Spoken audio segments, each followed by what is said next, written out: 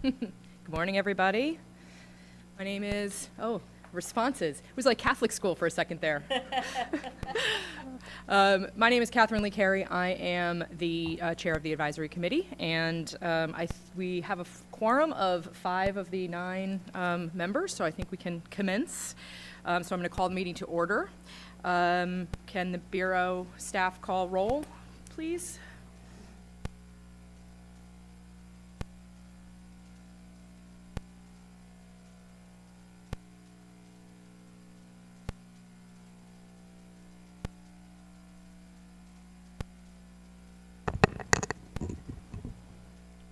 Catherine Lee Carey. Here.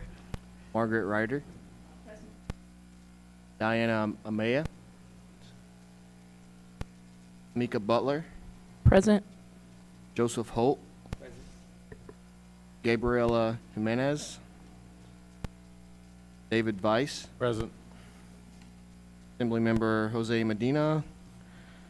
Senator Jerry Hill. Thank you. So I'm going to ask the members of the committee to introduce themselves. Before I do that, I just wanted to let those of you in the audience know that if you do come up for public comment, you do not have to introduce yourselves if you don't want to. You can remain anonymous to the extent that we don't recognize you, but you do not have to identify yourself. So if, Tamika, starting with you, if you can introduce yourself, we'll just go down the line for the benefit of the audience. My name's Tamika Butler. I'm a public member, and I was appointed by the Speaker of the Assembly. My name is Joseph Holt. I'm an institutional representative. Margaret Ryder, consumer representative. I'm Catherine Lee Carey again, and I'm an institutional representative as well. Sorry, I usually introduce myself, sorry. Go ahead. But that's okay. I don't need to. Most people know You who need I no am. introduction. Joanne Wentz, I'm the chair, the bureau chief. I'm not the chair. I'm the bureau. See, I don't even know who I am. I'm the bureau chief of the Bureau for Private Post-Secondary Education. I'm David Weiss, and I'm an institutional member. Thank you. So again, I'm just confirming that we have the requisite number of members here to create a quorum. And I think we're getting another member to get a quorum plus 1. Have Diana introduce herself when she gets to her chair. Just a note that the use of electronic equipment during the meeting by members of the committee is not used to communicate with each other. It is just to, for reference for our own, like I, for instance, have my computer open so I can look at the regulations that I forgot to bring with me. But we will not be communicating with each other. Are you ready to introduce yourself? I'm ready. Sorry I'm late. I'm Diana Maya, public member. Thanks, Diana. So we do have an opportunity on the agenda to discuss items that are not on the agenda. When those items come up, we ask that you present what those items are, but we can't discuss them unless they're on the agenda. So they're just basically, we take them down for future discussion. And one other thing, we're going to do a slight change in the order of the agenda today. What is currently item number 7, which is a discussion of the annual fees, we're going to move up to follow section 4 so that our budget specialist can actually be here for that part of the meeting. So when we get there, we're just going to move those 2 items around. Okay, so moving on to public comment on items not on the agenda.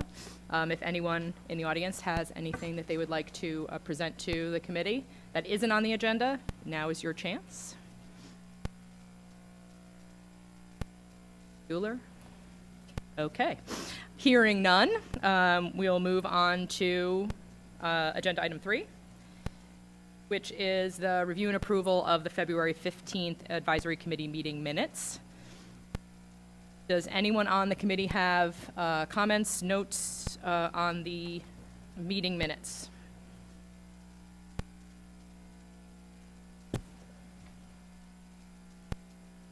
No? All right. I did notice a couple typos. I will give those to Noreen afterwards because no need to get into that level of detail. Okay, I'll give them to you, Richie. Okay, so I'll ask for a motion to approve and a second on the minutes. So moved. Second. David? Any further discussion? Any public comment about the minutes? Okay. So the motion's been made by Margaret and seconded by David. A motion to accept the minutes. Richie, can you do the call? Catherine Lee Carey, Aye. Diana Amaya, Aye. Mika Butler, I'm going to abstain. Joseph Holt, Aye. Margaret Ryder, Aye. David Weiss, Aye.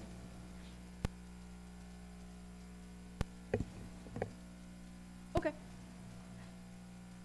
Margaret had a note. Go ahead. I just wanted to thank the Bureau. I can remember at some time in the past asking that the minutes be a little more detailed because I couldn't really tell that much from them. And I really appreciate how very detailed they are now. So detailed, it took me forever to read them, but I think it has been very helpful and I appreciate it. I agree. It was very helpful because I would have forgotten a lot of the conversation. So thank you, whoever took the minutes there. Great job. Nod to Richie on that one. We'll literally nod to you, Richie. Thank you. Richie, can you just read back the total tally? Was it 6 ayes and 1 abstention? It was 5 ayes and 1 suspension. Thank you. Okay. So moving on to agenda item number 4, remarks by representative of the Department of Consumer Affairs. Oh, I'm sorry. The motion carried, in case that wasn't clear. Sorry. Thank you, Margaret. Okay. So I think the first order of business is to introduce the Director of the Department of Consumer Affairs, Dean Graffalo, who will be our first speaker. Thank you for being here and here on your first meeting.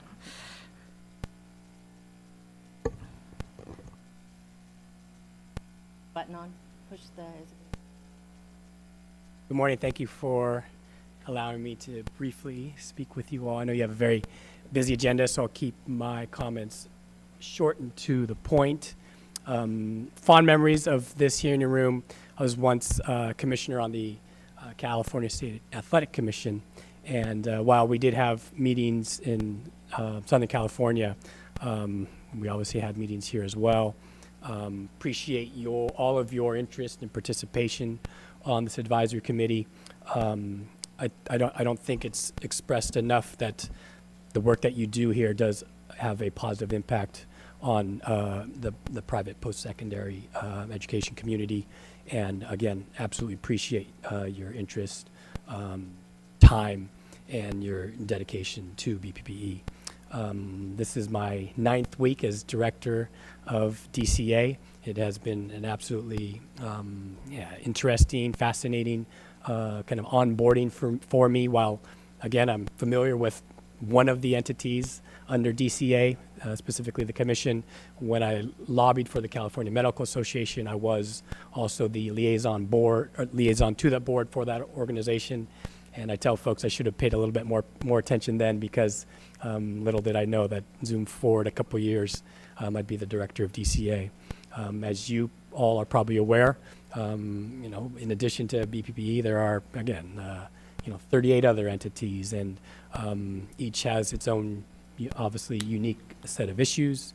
Each often have approach, licensing and enforcement in kind of different ways. But ultimately, my goal, hopefully yours as well, is to ensure that there are sound, reasonable, fair consumer protections for all Californians. I know that's kind of a vague and maybe, vague notion of kind of my vision of being director, but ultimately similar to how I've approached complex, vexing issues as chief of staff for 2 assembly members, staff for a different one, lobbyist for the California Medical Association. My goal is to reach out to, experts just like yourselves, specific to an issue, others that have perspectives on it as well. I believe going about it in that deliberative, robust way, when in fact I do have to make a decision, I'll have confidence in that, given I have been able to proactively sought the experts and the insight of folks like yourselves. So again, appreciate your interest on this advisory committee. Absolutely looking forward for ways that we can continue to work together. Mr. Vice was very kind in offering an opportunity for me to literally visit his school. I look forward to potentially doing that as much as possible as well. In my view, there's no better way than rolling up my sleeves and literally schools getting a better understanding of the issue. That being said, I have to remind myself, given the enormity of DC and its entities, I'm going to have to be a little bit more patient in terms of wanting to get on the curve. But I look forward to your insight and our conversations to, in fact, get me on that curve. Happy to entertain any questions. That being said, I hope they're specific to 9-week questions as opposed to 9-month questions. Welcome, and I'm glad you came. Hope to see you here often. I know you have other responsibilities, but it has been helpful, I think, to have the director at these meetings, which was previously required, although it may not be required now. It certainly is helpful. A couple of things. One is there are quite a number of nonprofit groups, consumer advocates, student advocates who have been working in this area, and I'm assuming they will probably reach out to you, but I hope you will also reach out to them because I think their input can be invaluable also.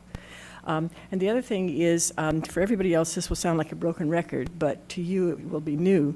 But if in the minutes from the last meeting, I raised the same question, and it's on page 3 of 17 if you want to have a reference to it at some point. But for more than 7 years, we have been hearing that the department is getting an IT system up and running that will assist the Bureau. The Bureau has been laboring under an inadequate IT system or systems for the whole time it's been in existence. And we have had report after report about we're working on it with never any specific timeline as to when it would be done. I know they have gone through their processes, they figured out what they need and so on. So I would ask that if you could, for the next meeting, I would very much like to have you or whoever you would designate come and give us a specific timeline as to when the IT program, whether it's Breeze or whatever it's going to be, what the timeline is for the various steps and when it is expected to be operational. The Bureau's been criticized for, not doing things it should do, et cetera. And while we may have our criticisms, I think it is imperative that they get the tools that they need. So I really hope that you will make that one of your first priorities and have a report back to us next meeting about the timeline for each step and when the final thing will be in place. Thank you. Sorry to lay this on to you with your new beginning, but it's been a long time. We've been trying to get this done. No, absolutely appreciate your urgency on the matter.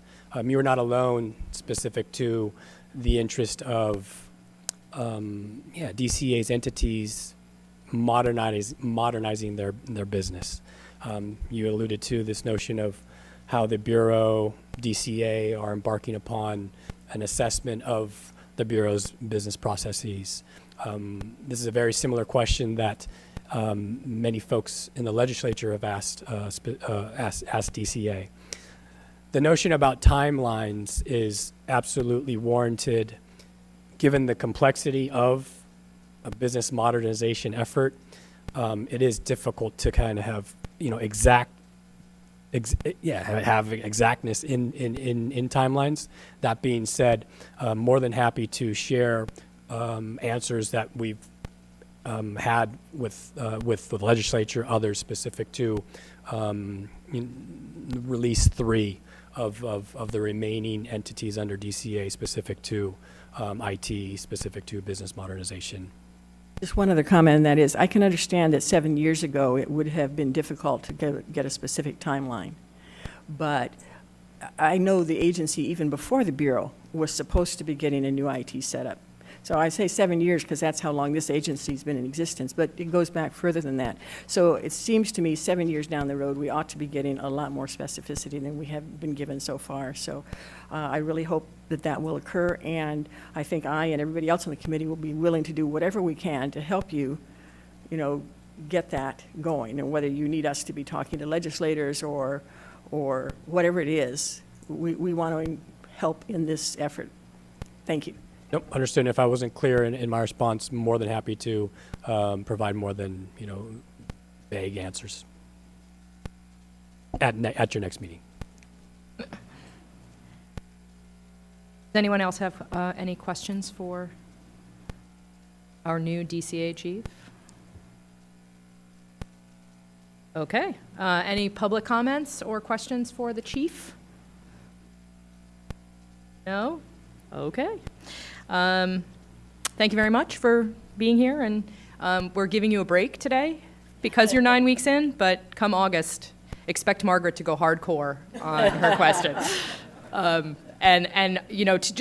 to reiterate what Margaret's saying, 7 years, I think all of the stuff we get from the Bureau still says BPPVE on it. That's how old the system is. And I know how challenging it is for institutions and for the Bureau to function with a system that is just not up to snuff. So any detail you can give next time would be great. Thank you very much. Enjoy. All right. So here's where we're going to divert slightly from our agenda and go to item number 7, which is the annual fees discussion. So Lisa.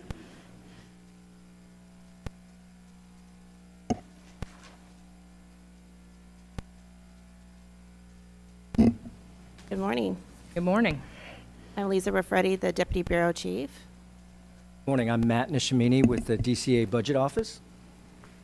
For being here.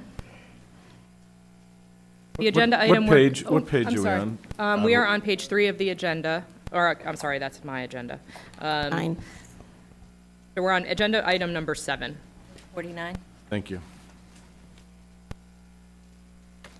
So the agenda item we're going to discuss is the annual fees pursuant to the Education Code Section 94-930.5 and the status of the Bureau's fund condition. And Lisa and Matt, please take it away. Yes, good morning. It's a pleasure to be here again in front of the Advisory Committee. Bureau Chief Wenzel has asked me to join the Deputy Chief this morning to brief the Advisory Committee on the Bureau's administration fund and the impact of the Bureau's new fee structure. As background for the newer members and review for the more veteran committee members, the Bureau commissioned a fee audit last year to examine not only the Bureau's fee amounts, but its fee structure. The Bureau has been operating with a structural imbalance, with revenues below annual expenditures. We applaud the Bureau and the Advisory Committee for taking action last year to undertake the fee audit and for its work to have the Bureau's fees adjusted in SB 1192, the Bureau's sunset bill from last year's legislative session. Beginning January 1, 2017, SB 1192 changed the Bureau's 2 main revenue fees, the annual institution fee and the branch fee, with the intent of eliminating the Bureau's structural imbalance. New SB 1192 fee structure is depicted in the 2017-18 Governor's Budget Fund Condition Statement, with half-year revenues depicted in 16-17 and full year thereafter. Prior to January 1, the annual institution fee was calculated by multiplying an institution's total revenues collected from students by 0.75%, with a maximum cap of $25,000.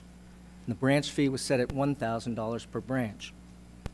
Beginning January 1, the annual institution fee was adjusted to 0.45% of 1% of total gross revenues derived from main and branch locations, with a minimum fee of $2,500 and a maximum of $60,000 per location. Total annual fee per institution has a maximum of $750,000. That brings us to today. To begin, I would note the excellent work the Bureau has done to implement the new fee structure and communicating with the institutions to transition them to the new structure. I also want to qualify my statements this morning by noting that the fee was only recently implemented. beginning this past January, and we only have 4 months of revenue data through April. However, we can report that revenues are up, as we had projected in the governor's budget, and it's apparent that institutions are complying with the new fee structure. With the Bureau's ongoing efforts, we are cautiously optimistic that we will meet our revenue projections, which would eliminate the Bureau's structural imbalance and put the Bureau on a more stable financial footing moving forward. However, again, it's too early to make any conclusions. We just need more time and more data. Also, because we have such a limited data sample, we cannot report on any of the micro impacts that the new fee structure is having on the institutions. Or with that, I'm happy to take any questions. Can you tell me what the year-over-year increase is, just based on the first 4 months? That has some fun facts for you. Okay, let's hear I it, have Lisa. some fun facts for you.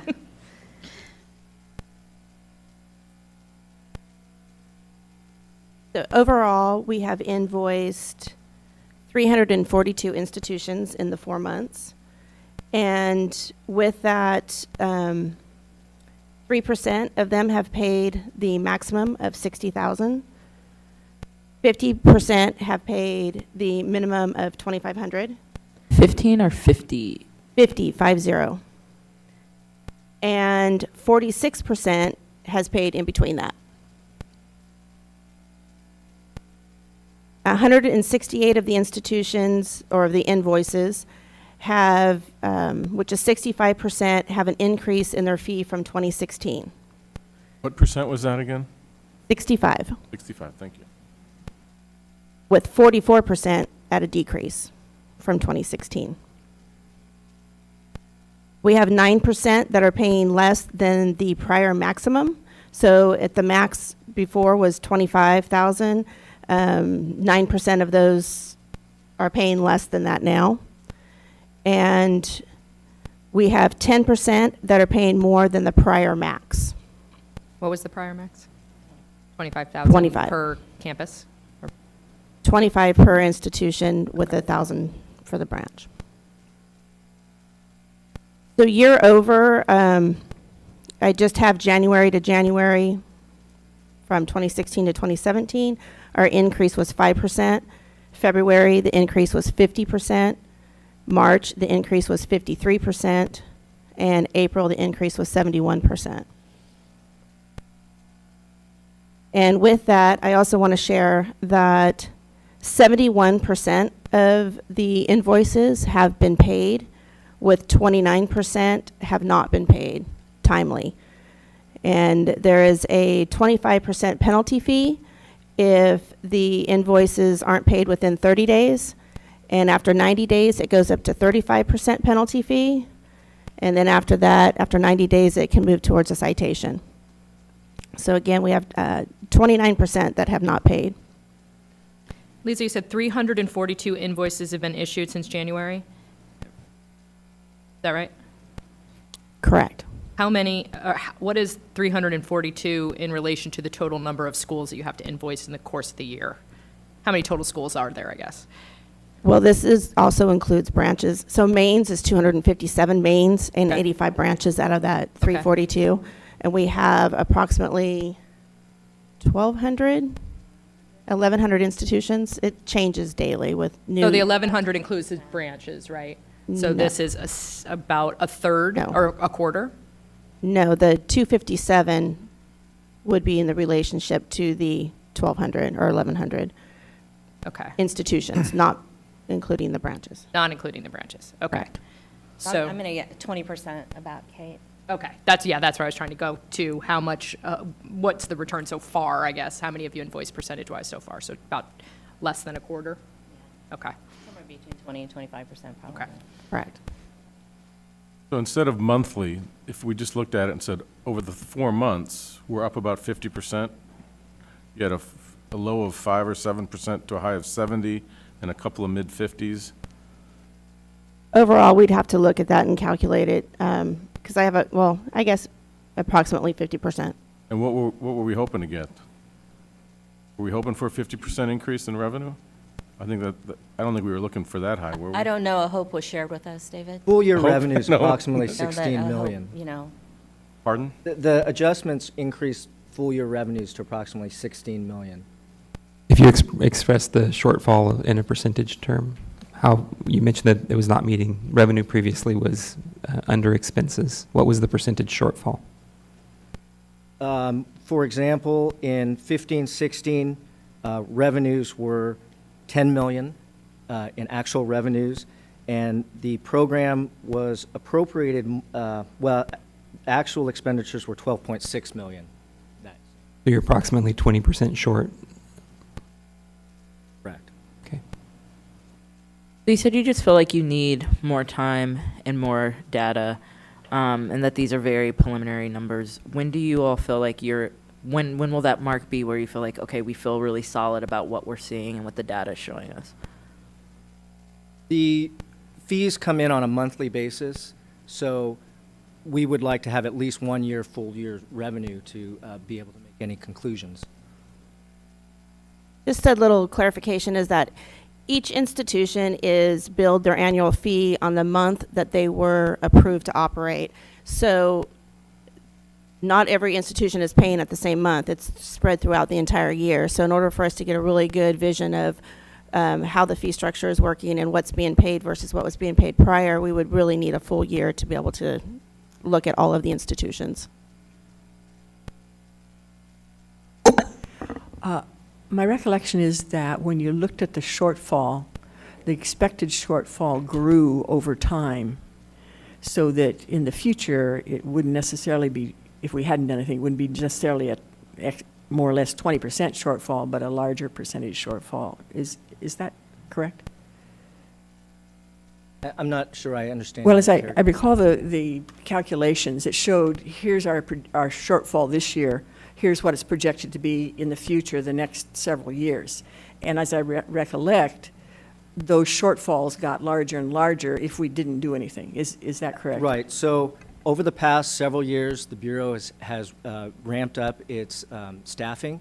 It went from approximately 67 positions to over 100 positions. And so certainly costs have increased and been increasing. Fees were never adjusted during that time. During that same period, the number of institutions, approved institutions, has been shrinking, correct? I think it's really pretty much maintained just over the last few years. Initially, we had a lot of cleanup and we had institutions going away, and even though we've had some marked large school closures, we've actually had an uptick in applications that the licensing unit has received over the last year. So it's kind of an interesting thing to watch. Will we get this again at the next meeting, most likely? Yes. Similar report? Yes. You don't care. Whatever you want. Instead of telling us the fun facts, if we could have the page so we could kind of look at it, that would be nice. Absolutely. The only reason why we didn't give it to you this time is because in order to have all the data, it was really last minute when we get the reports. Okay, thank you. Anything else? Any other questions from the committee? Thank you. Thank you. Wait, hold on a second. We're going to have public comment, just in case they have questions for you. An unidentified person is approaching the table.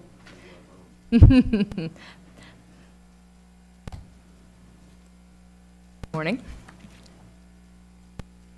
Hello. My name is Robert Johnson. I'm the California Association of Private Post-Secondary School Executive Director. There's some things here that probably need to be discussed. Just for historical purposes, the fee audit that the Bureau commissioned was not followed in how it set its fees. So basically ignored the recommendations and came up with its own formula. And from what I understand, the Bureau came up with a number of 15 million that it needed for its budget and worked backwards from that to come up with a fee. The fee itself is in legislation, and what's not basically talked about today is that it's due to increase in July, I believe. So it goes up another 10%. another 10 points, I believe. It goes from 0.45 to 5.5, I believe. So I'm not sure I can describe how devastating these fee increases have been for many schools. These fee increases wiped out their profit and put them into a negative cash flow situation. Probably the reason that 29% hasn't been paid is literally they don't have the money to pay it.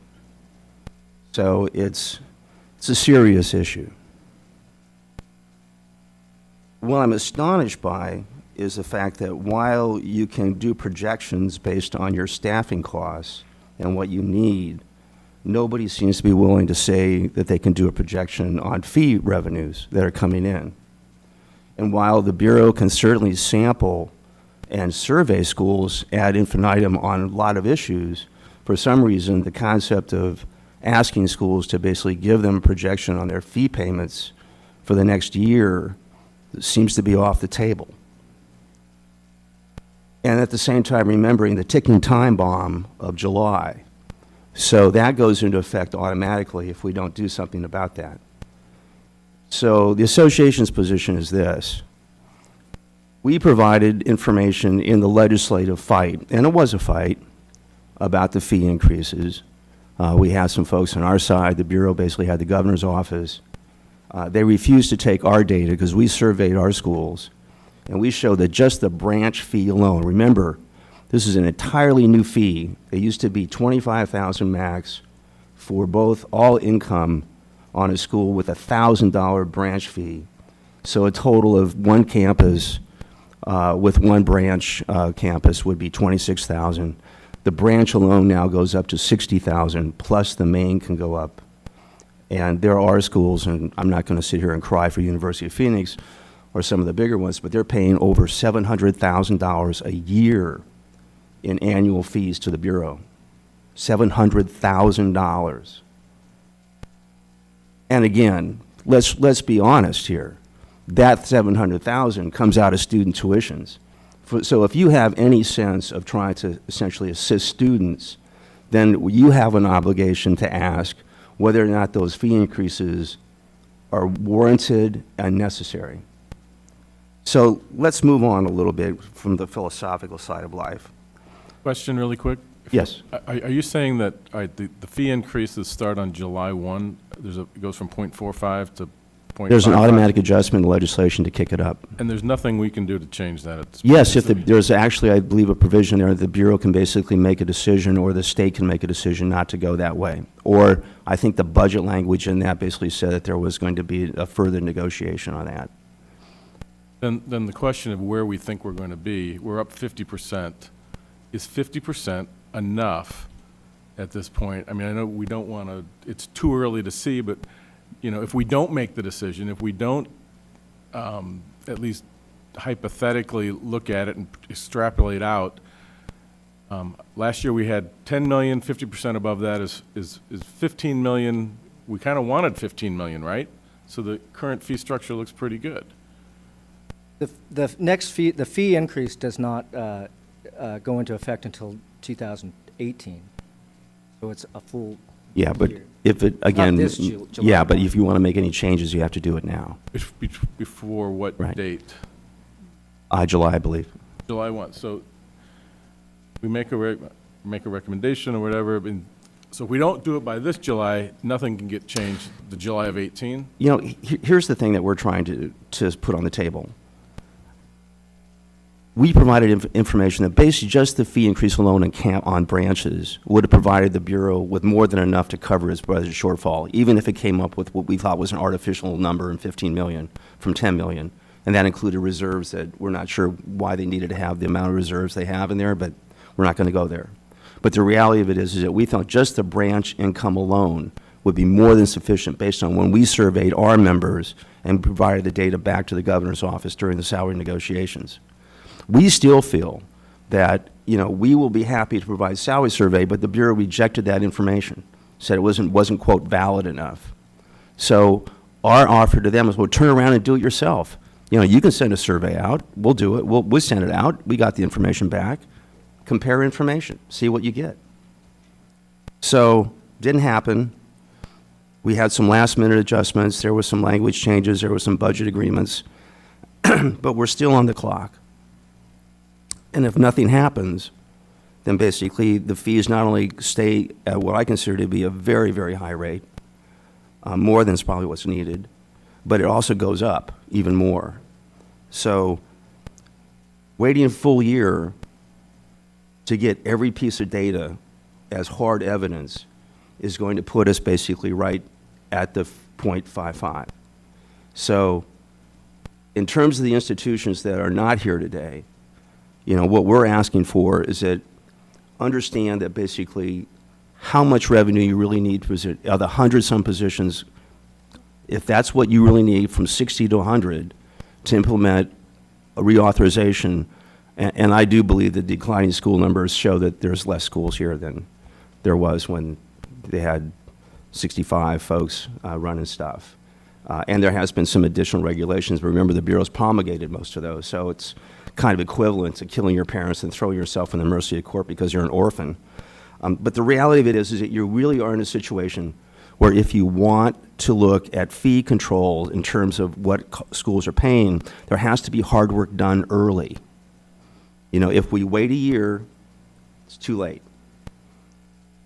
And there's nothing wrong with projections. There's nothing wrong with surveys. Let's see what you get. We're saying on the table that just the branch income alone that the Bureau will derive from fees will cover any increased costs that they have in their budget.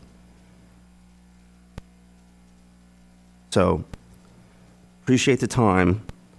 Going back to the comment of being up about 50%, it would indicate that the revenue is up pretty good, more than I think what was projected at this point, and it is the students that pay for this. It's not the institution. The institution's really, you know, it's just a pass-through mechanism. The students end up paying for this. By law, these institutions have to be profitable, or they'll lose access to Title IV funds. So they have to raise prices. Students have to take higher loans. So we should be respectful and not overburden the students on fee pass-through that don't really need to happen. I mean, we can kind of look at 4 months. Is there any reason to believe that in the next 4 months we won't see a 50% increase as well? I think that there's every likelihood that that anything could really happen in the next 4 months. The historical revenue stream for the Bureau is very volatile from month to month. We see a spike at the end of the month traditionally. I mean, at the end of the at the end of the year, so May and June, it does spike, and in the fall, it seems to go down. I think it's just too early for us to draw any year over year, conclusions. you have to compare the same month to the same month the previous year, because that isn't going to, you know, those so relative, you know, you may have a smaller revenue month, but if that smaller revenue month is still 50% higher than last year's small revenue month, it's a 50% trend. Again, I think it's too early to draw any conclusions. The licensee population is so variable, and you have big schools and you have small schools. The fact is that the percentage of the fee went down, so the impact on smaller schools may be less. We don't know that yet, and we just have to see how it cycles through, and once we collect the data, we can make a conclusion. Well, let's be clear. This was a political fight. This was not based on any study. You know, the study that was produced was not followed. So let's just be honest. There's no projection out here in terms of what we think we're going to get. This was pick a number, go with it, they got it. So we're now in a situation saying, well, the number they picked was that the right number? And the reality we're saying is the wrong number. You know, I'm sure that if I was sitting on that side of the table, I'd say I want the money as much as I need it. I got it. I want to get it. I want it now. So I understand that, but the reality of it is that if you're looking at making institutions overpay for fees, this is great. If you're looking for a just fee that will basically provide for adequate oversight and at the same time keep fees at a reasonable level, that will allow institutions to add programs, to upgrade services to their students, to provide more assets to their actual educational programs instead of paying fees, then this isn't so great. And that's kind of the position that we're on. A couple of questions for Mr. Johnson. First of all, the study that you have done, could you provide that to me? Sure, we did a survey. It's knocking around someplace. We can dig it Okay, up. that would be great. It was Sec- done last July during the Right. heat of the reauthorization. It's probably available to me somewhere, but it'd be a little easy if you could just send that to me. I appreciate it. And Could we all get that? Sure, we can see if we can dig that up. If you provide it to us, Robert? I think it because was provided to you. We don't have that, but if you provide it to us, we're happy to share it with the advisory committee. The second question I have is, have you done an analysis of what fee or what structure of fees would provide the increased revenue over the next several years that the Bureau needs? That's some fee different from what the statute says. Have you done that kind of analysis? No, and So you I don't will- have a particular recommendation for this is how much it should be changed or how it should be changed? two issues. First is basically, if you look at the $15 million budget request that was constructed, it was constructed off of that study the Bureau did in terms of timing. It said it takes, for example, 12 minutes to open a letter. That's what the time and motion study basically said. It had lots of calculations in terms of adding time on top of time for things. So they came up with that construct and said basically, based on this study, we need 100-some positions to do this. So they came back and said, okay, 100 positions at $100,000, $200,000 per position, we wind up at $15 million. Their budget stream, which traditionally was based on transaction costs, if you remember, the Bureau's budget primarily back in the day was constructed on fees from applications, fees from changes, fees from renewals, fee for transcripts, all those kinds of fees. Its actual annual fee was very low. The annual fee traditionally in the Bureau, I think the max somebody paid, no matter how big they were, was $7,500 a year. So there was a problem in terms of how fees were collected by the Bureau, and that it was spiking based on transactions. And we had that discussion with the state about the fact that they had unstable funding based on sometimes transactions went up, sometimes they go down. Your funding is not stable. Your only stable forecasted revenue is your annual fee.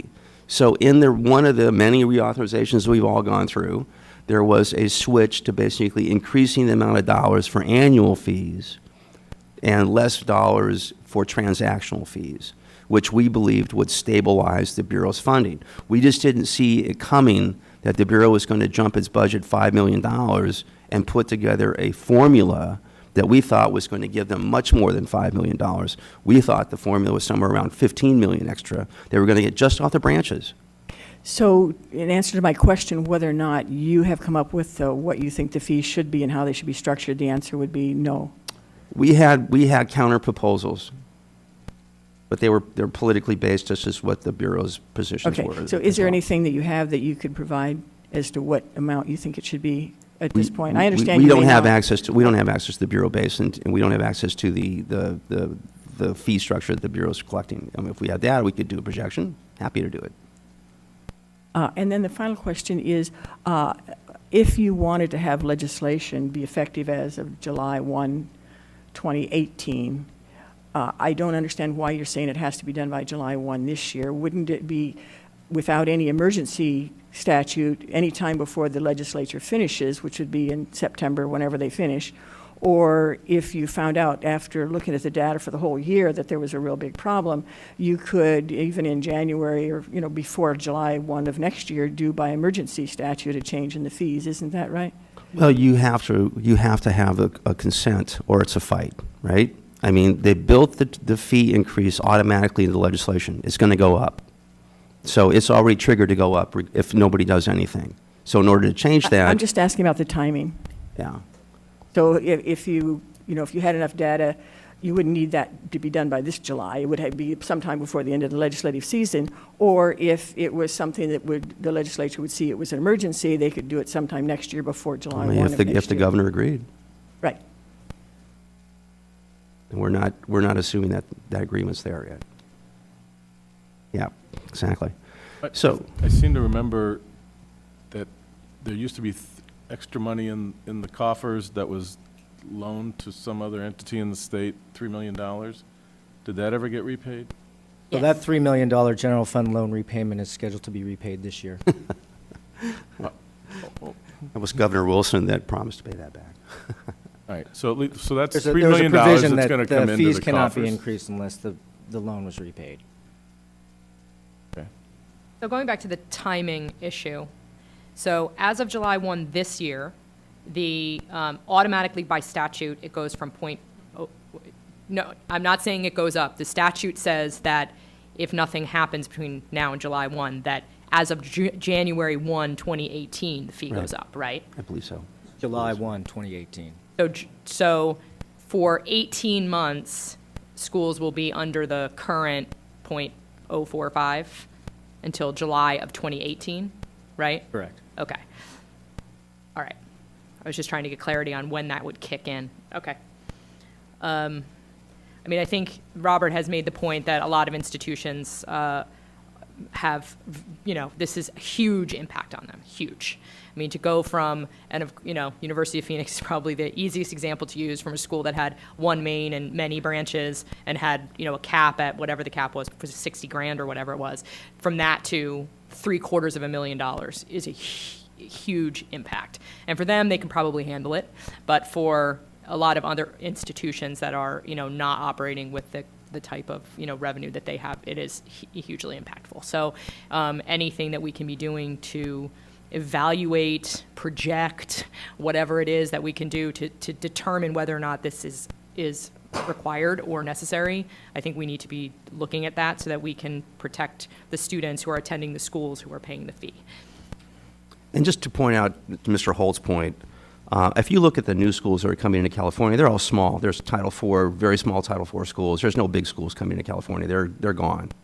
What you're seeing in terms of applications are distance ed schools, possibly some non-accredited schools. It's, the fees generated off those institutions are not going to be equivalent to the fees lost with the major closures that have occurred in the past couple of years. So there's no equivalency there.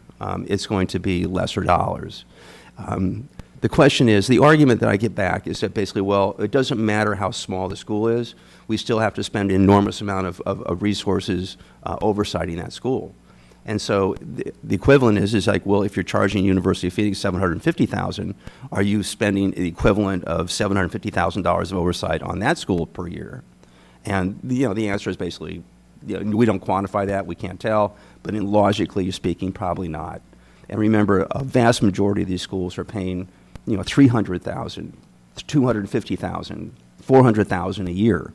So there are numbers of schools out there that are paying hundreds of thousands of dollars per year in annual fees, not the max, but not the $2,500, which I think increased. I mean, I don't know, what was the minimum before? It was like $1,000 or something like that? Was no minimum. There was no minimum. So people were paying like $500 a year annual fees up to $2,500. So they're screaming just as much as the big schools. So the reality of it is if the Bureau really needs $15 million to do what it does, which I think is an open question, the reality of it is that how does that $15 million come in, and what's the fairest amount to apportion that? What we've got here is a formula that we believe is going to kick in a lot more than $15 million. And that's what we'd like to adjust. The argument about whether the Bureau needs 100 staff probably goes to another day. But the reality of it is that do you need the $15 million? If you need the $15 million, does this fee schedule get you there, or does it get you past there? And if you go past that, is that the right thing to do in terms of both schools and students? I have a question for the budget director. You've expressed lack of confidence in projections given 3 or 4 months in the new cycle. We'll have this meeting again in a quarter. I'm curious, at what point in the year do you believe you'll be able to make a reasonable projection? Is 6 months enough, 9 months? Or is it your position that you actually need 12 full months of revenue to determine what your revenue is going to be? I think it would be on the quality of the data that comes in over the next 3 months. If it looks like it's trending and there's a consistent trend, then maybe we can make at least a preliminary conclusion. Got it. So if, for example, the 50 to 70, that range maintains for the next 3 months, you might be comfortable saying that the second half of the year is likely, given the large number of institutions, to look like the first half of the year. we would have to do a deeper dive and to look and see what institutions are still out there that would be coming in the remaining 6 months and see what the size and structure of those institutions are. Are you capable and willing of doing that deeper dive, or is that Well, I mean, speculative? I feel like when I asked that question earlier, the response was that they did need a year because there are different schools that have different payment periods. And so what I'm hearing now for the second time around is that you will be more comfortable making the projection, but there will still be outstanding data. And that it's really hard to have that fuller picture just based on the different schedules of the different schools without having that full year. I don't know that I'm against us. I think we should, at the next meeting, have an update. I think we should have, I would love some, hard materials and charts on, where things are trending and see where the confidence lies. But I heard you the first time that you feel like you really need a year. I just point out virtually every business in the country, including government, does projections. Not really a projection if we have all the data. Right, It's but- just facts. Well, Right, but I think what I heard was we won't have all the data until a year. Is that? That's correct. So I think every company uses projections. I think companies respond differently to those projections based on their confidence in those projections. And I don't think anybody is disputing whether or not we can project and get a bit better picture. I think that's something all of us up here want. We want that information. I think the dispute is about how do we act on those projections and how sure are we about those projections. And I think that's kind of the dispute for me, not whether or not all companies do it. That to me is a unhelpful comment because yes, that's true, but that's not actually what we're talking about. Well, we will certainly do our part to see if we can get further data from the schools, because everybody has an idea of what their revenue is and what they'll be paying on annual fees. I think that would be really helpful. And I guess my other question is, when you were told the data wasn't, what did you say? When you guys did the survey, you were told that the data couldn't be used because the Bureau didn't produce it. Got it. So I think getting the data and just a little bit about the methodology for collecting it would be helpful for us for sure. Yeah, our methodology is pretty straight. Just says, here's the formula, what are you going to pay? Pretty easy. Do we know right now so our next meeting is scheduled for August. So between now and the end of July, how many more institutions will be invoiced? I don't have that information with me, but I can get that to you. It would be interesting to see what percentage of the overall school population will be in the books by the time we have our next meeting, because I think that does kind of give us a better sense of how much is of the year, to Mika's point, how much is left in the year that we would be projecting. Because if we're at 80%, I'm making that up, but if most of the schools are on the first 6 months of the year, then I think that it's a different formula than if we're still only at half. So that would be helpful. Yeah, I can get that to you. I have it broken down by the months, by which institution in which month, so I can break that down for you. That'd be great. Oh, I'm sorry, one more question for Mr. Johnson. And that is, I think the analysis from the department or the Bureau is that about 44% of schools are paying less this year than they paid last year. And in your data, I would be interested to see what percentage of your members are paying less compared to what percentage are paying more. We looked at that, Margaret, and what we found is this, is you're a single campus, Title IV school, and basically have less than, David, you know that number, 400 students, 300 students? Give or take. Give or take 300 students, you are going to pay less. If you increase your students over that mark, you will pay more. The economy's been very down. Yeah, as you know, basically enrollments have fallen heavily, both in public and private sectors. You don't have big increases. So a lot of those schools that came under that percentage were basically there because enrollments are down. We are hearing that basically that's not particularly the case anymore. The schools are in that single school number that goes under 25, told me that their projections show that they would exceed that 25,000 within 12 to 14 months because of just the natural operation of the business. So that, I think, is more of a condition of just kind of a unique characteristic of that school. If they add a branch, if they do other things that basically change their business model, they quickly surpass that 25,000. So that's a fleeting number in my mind. Some will stay, some schools will go down, then they go out of business. I mean, if you're not getting bigger, you're getting smaller, you're going to go out of business. So the reality is that number may disappear at some point.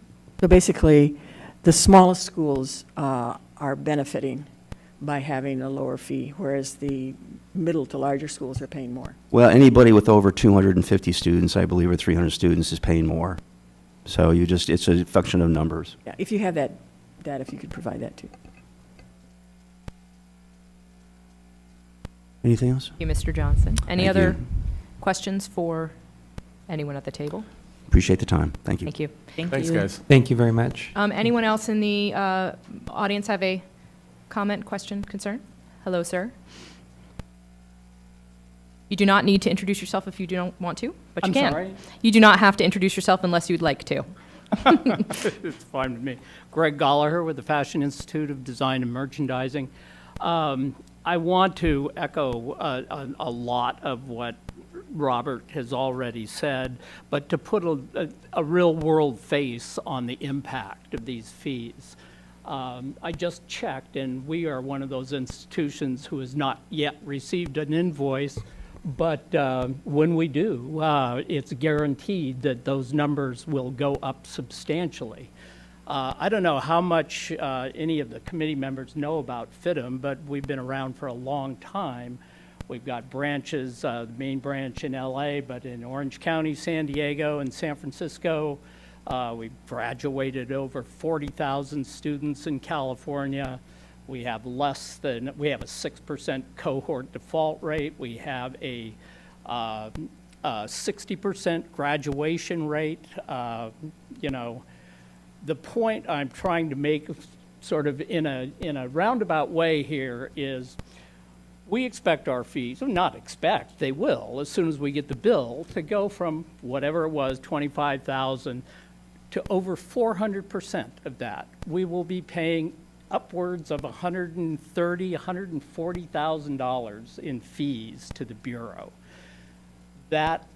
There's no way that does not have a major impact on our ability to deliver the kinds of services that have allowed FIDM to do what it's done over the years, to allow us to have those kinds of numbers, to allow us to be the institution, one of the very few that receives the maximum Cal Grant. By any standards, we operate, on the same at the same level and with the same focus and the same commitment as any not-for-profit school in the state. When we made the decision to go under the Bureau, and that presumably why we haven't received an invoice yet is if it's based on the months we were approved. And by the way, I find it difficult to know why there would be an inability to project the revenues when you know the schools, you know when they were approved, you know when you're going to invoice them, and it would seem reasonable that you could project what, over whatever period, what your revenue stream is going to be. But the fact remains for us, I don't know whether there's some sort of feeling that a school of a certain size can absorb any impact, and I go back to what the basis of the fee study and what the purpose is here. When a school is, for instance, we've never even had a negative audit over all these years, audit finding. And yet, there's no attempt to discriminate in any sort of way within the workload that the Bureau undertakes. And I understand that to a certain extent. I mean, there's lots of schools under the Bureau, and big ones, small ones, and everything in between. But nonetheless, the refusal to really take into account the impact on students when this was put into place. And we were very involved in the negotiations where we put the numbers on the table of what it would mean to our institution if this fee structure went into place. And it did, and it has. And the reason that FITM has been able to do what it's been able to do is because it's chosen to put the kind of resources necessary to graduate students at a very high rate, to place them at a very high rate, to provide the kind and level of student services that's necessary to succeed. And we're simply going to be very negatively impacted one way or the other. Either the student services will be reduced in ways that can't be anything but bad, not only for the students and their families, but for California and its economy. We're a school that's contributed hugely to California's economy in terms of the numbers of new businesses created, for our relationships with the fashion and entertainment industries and so on. But I don't know exactly how to phrase this, but the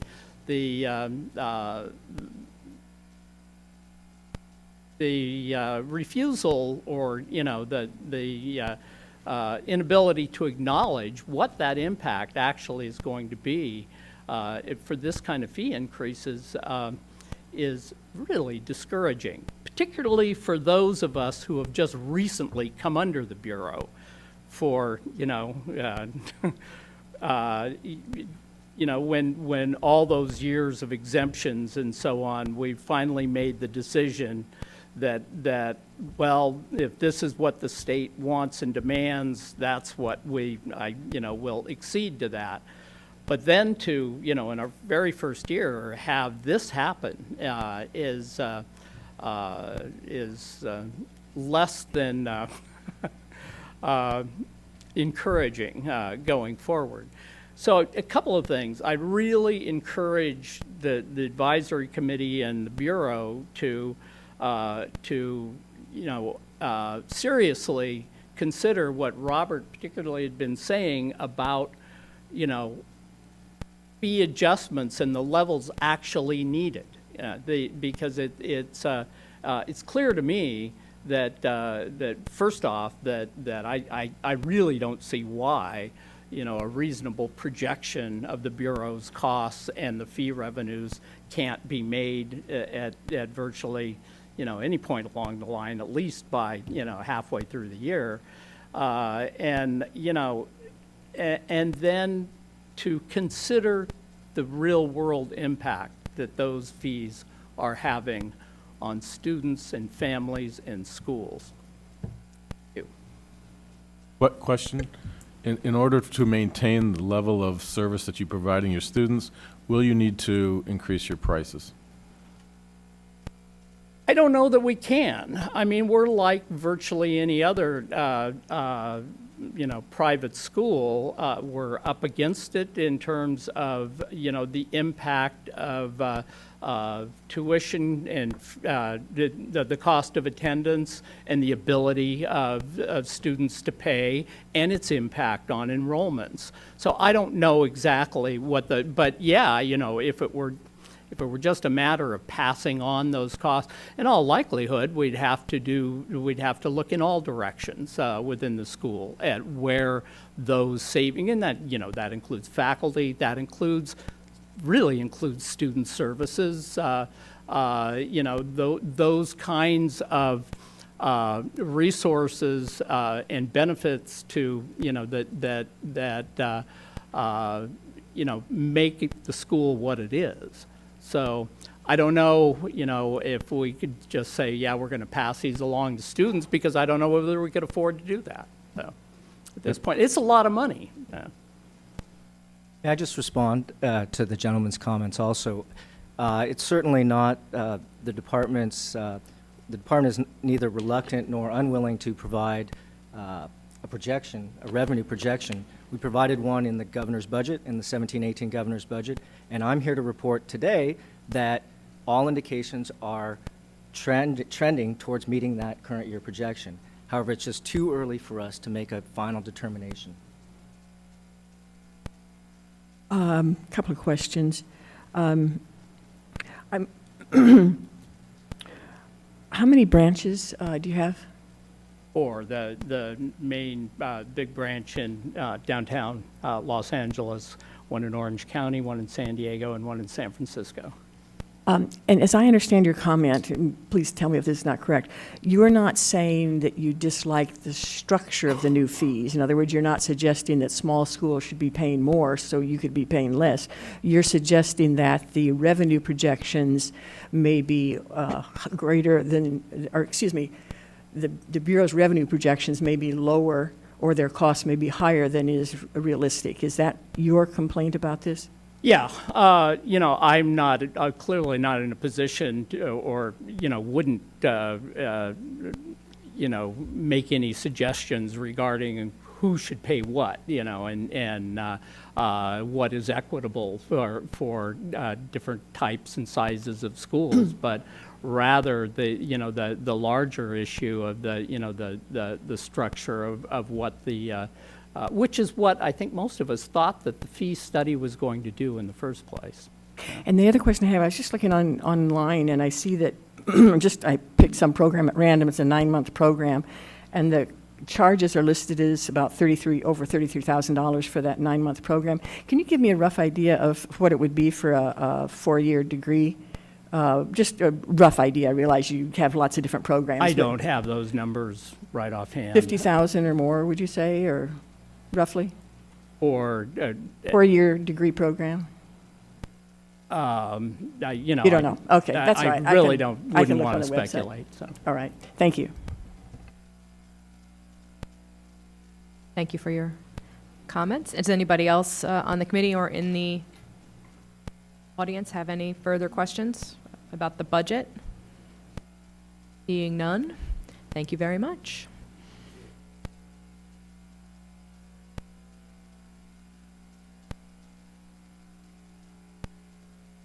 So next up is agenda item number 5, Bureau Operations Update.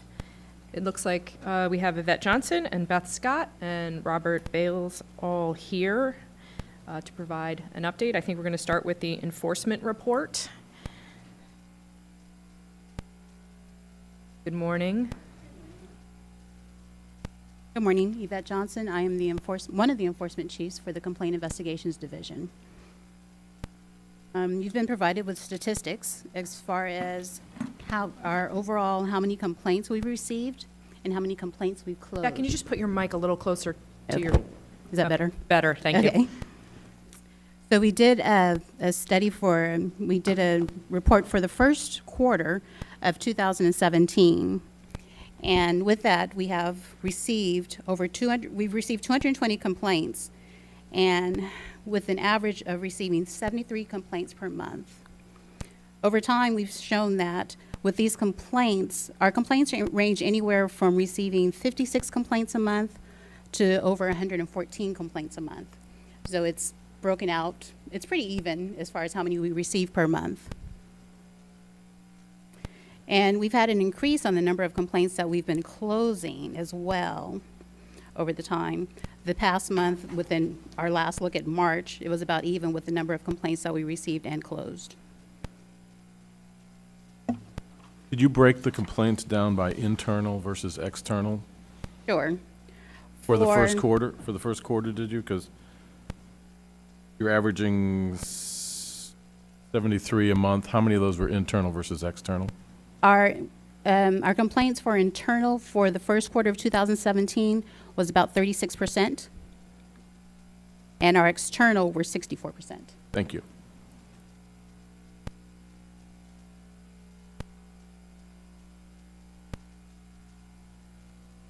And that's remained consistent over the past 2 years. From 2015 to 2016, we were ranging anywhere from 32% to 37% for internal complaints. Richie, And can you tell us what page we're on? 31. Page 31. Yeah, the attachment internal 5A. external is on page 32.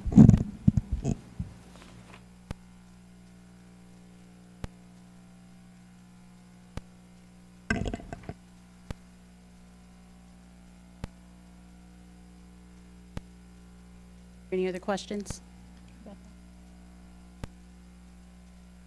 Okay, and if you go to page 33, where we're looking at the case aging, I'm sorry, another question.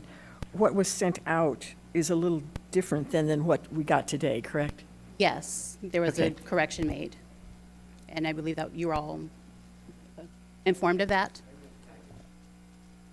You break the complaints down by, because there's felonies and there's misdemeanors, and that's all I can equate it to. How many of these are really serious issues versus the wrong font on an enrollment agreement? Something, if I can put that as a misdemeanor, a misrepresentation or fraud is certainly the felony. So about 4% of our cases go over for some type of either citation or for some type of disciplinary action, which would result in accusation. Thank you. Do you think 4% of it? 4. 4, okay.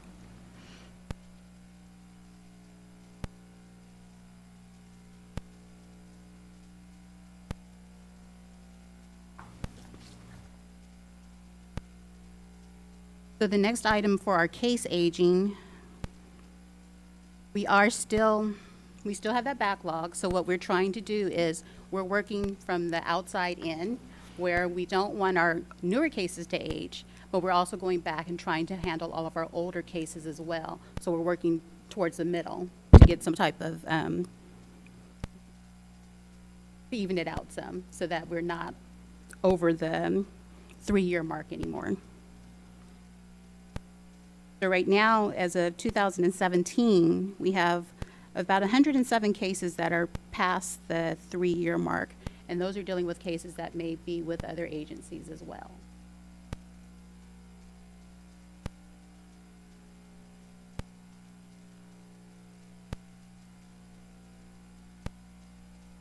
Yvette, you might want to share what you mean by other agency. So sometimes when we're working within the department, we work with our Division of Investigations. If we have complaints where we're looking at going towards criminal action possibly, or if we're something that's beyond our scope. We also work with the other federal agencies. We work with the FBI, we work with the Department of Homeland Security, and we also work with other boards and bureaus within DCA. And we work with the Department of Education to help us get through some of our cases. Am I reading it correctly that 5 of your slightly more than 100 cases meet that category? I'm sorry? Is it if 5 of those cases, you have slightly more than 100 that are past 3 years, and 5 of those cases meet the criteria you just described? Correct. Thank you.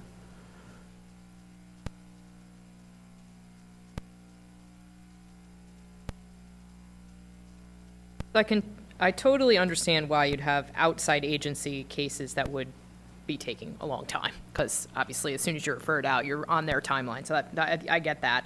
So what would you attribute the, if, 5 out of 100 are that age, but those 5 are the only ones that are at an outside agency, what is causing the delay on the other 95 to have it be kind of pending for this long? Sure. We have a turnover in staffing in our complaint investigations unit, and each person has their own workload, which could range anywhere from 60 cases and up. And when one employee leaves, unfortunately, those cases are transferred to another employee who already has their own workload, so they're sat on top. And it's in the prioritization of their cases, trying to get through theirs as well as whoever else's they've been assigned. And it takes time, unfortunately, to get through them. When you're prioritizing, are they prioritizing based on the sort of, to use David's analogy, the felony versus misdemeanor rule? Like, are they prioritizing based on things that they consider more serious, or is it based on the timing of the complaint? It is based on the seriousness of the case. And so, but that's also when we're talking about working from the inside out, from the outside in, rather, that we are, if we have some cases and we know that they are maybe non-jurisdictional, we're not going to put those off to the side because they're not serious in nature. We're still going to handle those as well. So we do look at the serious case of it. So we have that, the prioritization that we do that goes from, you know, is it health and safety involved? Is it something that's an immediate danger to the public? Those are considered of an urgent nature, and those go onto the top of the list. And so the staff will have to rearrange their work in order to accommodate those, which then puts the ones that are sometimes of lesser, I don't want to say importance, but lesser priority to the back burner. I imagine one of the challenges in resolving complaints is hearing back from the parties, both the complainant and the respondent. Do you have a tolerance for if you ask a student for information, for example, is there a time limit if they haven't responded in 90 days? I'm curious and a little boggled by the 3-year timeline. Like I don't know who would remember what happened. I don't remember what happened, you know, I don't remember what happened for lunch yesterday, but 3 years ago, certainly not. And so are some of those, I left a message, you know, October of last year and I just haven't heard back yet? And is there, you know, should you shorten that time frame? So we actually when we first receive the complaints, within 15 days of receiving them, we send an acknowledgement letter out to the complainant, letting them know that we've received it. Mm-hmm. We usually give them 14 days or so to return information to us, because a lot of times when we get complaints, there's just not enough information in there to pursue it based off of what their initial complaint is. We give them the 14 days to respond. If they have not responded within that time, we then send them another letter stating that unless we are able to get more information from you, we won't be able to pursue your complaint.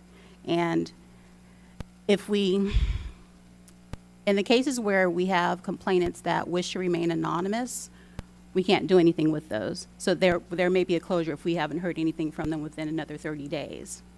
So it is 30 days, then a non-response of 30 days results in a closure? Right, so it is the 14-day first acknowledgement letter, the 15-day acknowledgement letter, the 14 days that we give them to respond to that, and then after that we give them an additional 30 days to respond. So the 100 cases that are 3 years, is it fair to assume that there is ongoing dialogue, that you're in contact with the parties? Yes, we can assume that.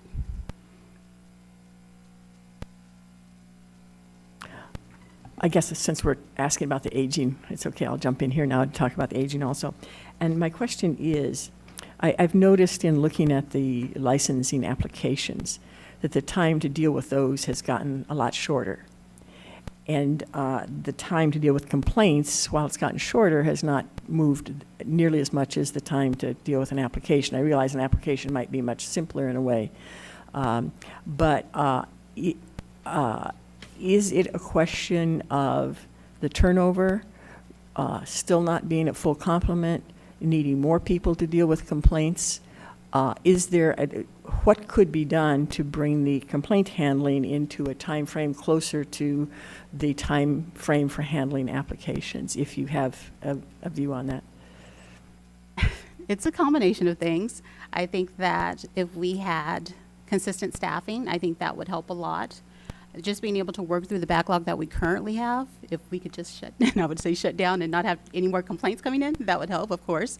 But until we're able to get through the backlog that we currently have, I think we're going to be more consistent. While we are making strides, it's still a struggle.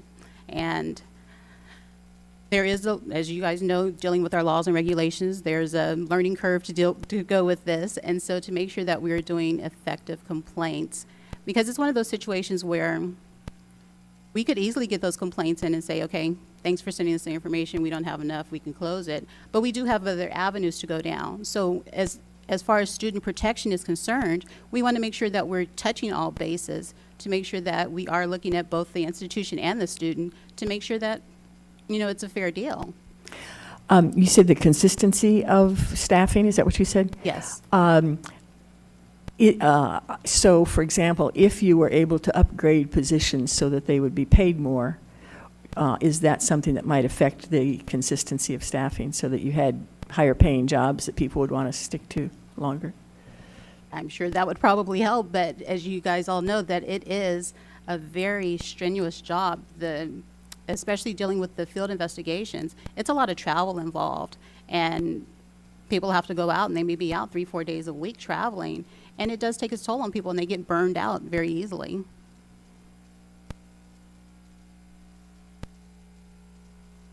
Is there, this is probably a question for Joanne, but is there something being done in the HR department to kind of alleviate some of that staff turnover, or how are you dealing with that? Or is that not you? Is that HR? Well, the it's department? really up to the staff member.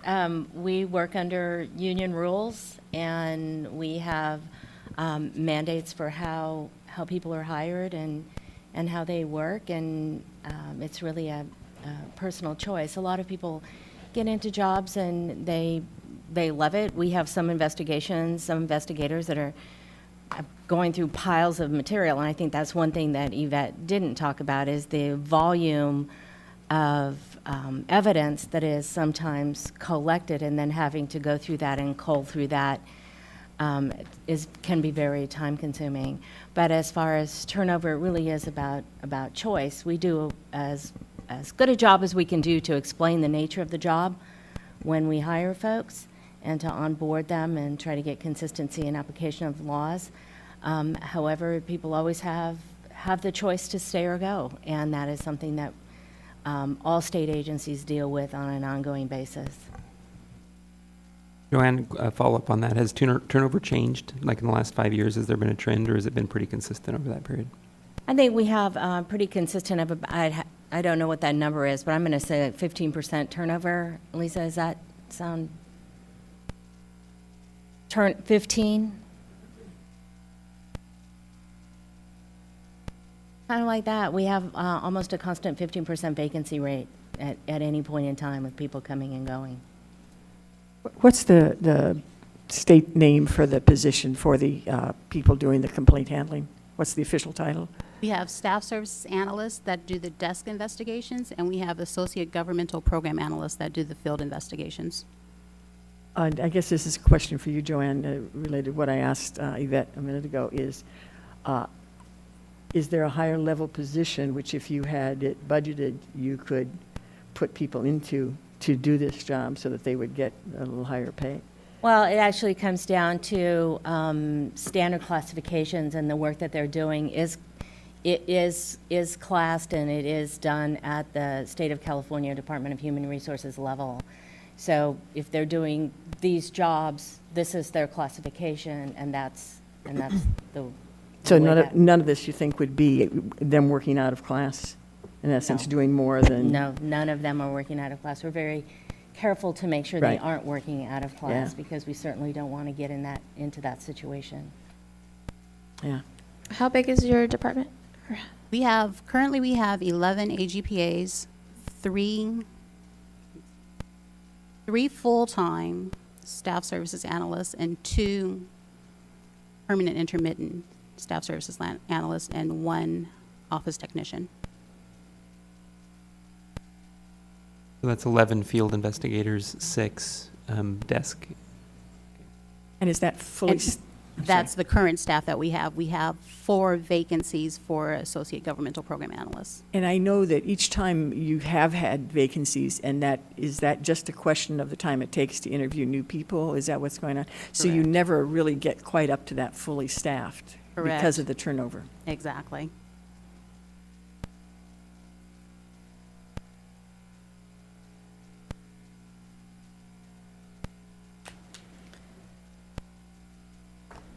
Looking at the complaints themselves, by the way, this data is really good. I mean, this makes a lot more sense to me this time. Yeah, I was going to say the same thing. Thank you for the additional detail. Yes. That's helpful.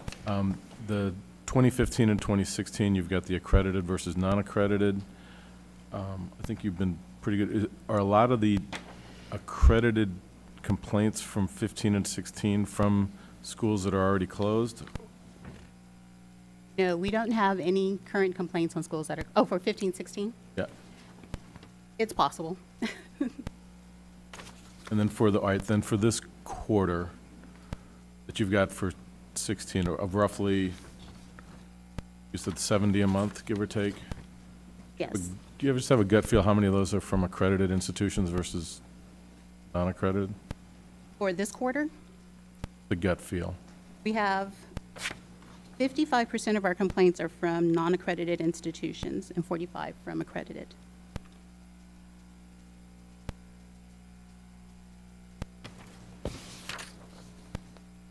Referencing page 35 and the top 5 closure reasons, that accounts for about 60% of closures, so there's a substantial number that are in a variety of other categories. Can you just give me a representative, like an idea of what isn't in these? I'm sorry, could you repeat? They have a disposition for an investigation, something that's been closed, looking at page 35. The top 5 closure reasons, for example, the most common reason to close is that the complaint was not substantiated. That is, it was found to be untrue. And then you have those other categories. I'm trying to imagine what wouldn't be in those top 5. What other closure types are there? Because about 40% of your closed cases are something else. Right. So we have, let's see, that one's on here. We have compliance obtained. Oh, okay. So there may not be any complaints on that. We have referred to another agency. We have, it could be a violation that was confirmed and it was sent over for a citation and fine or for other type of disciplinary action. Yeah, those that you've mentioned are in they broke the top 5. Yeah, I'm Yes, just curious. compliance obtained, there it is. And maybe at the next meeting, there's 40% of, that's a lot, and there's something else. And so I'm just curious what those are. So maybe at the so- next meeting you can. SEL has a set system for what is considered for what we Right. can put in as a closure reason. So reference And Margaret's Is earlier SAIL your comments on information that. system? Is that what Yeah. that is? That's what SEL SAIL is is? our database. So there's,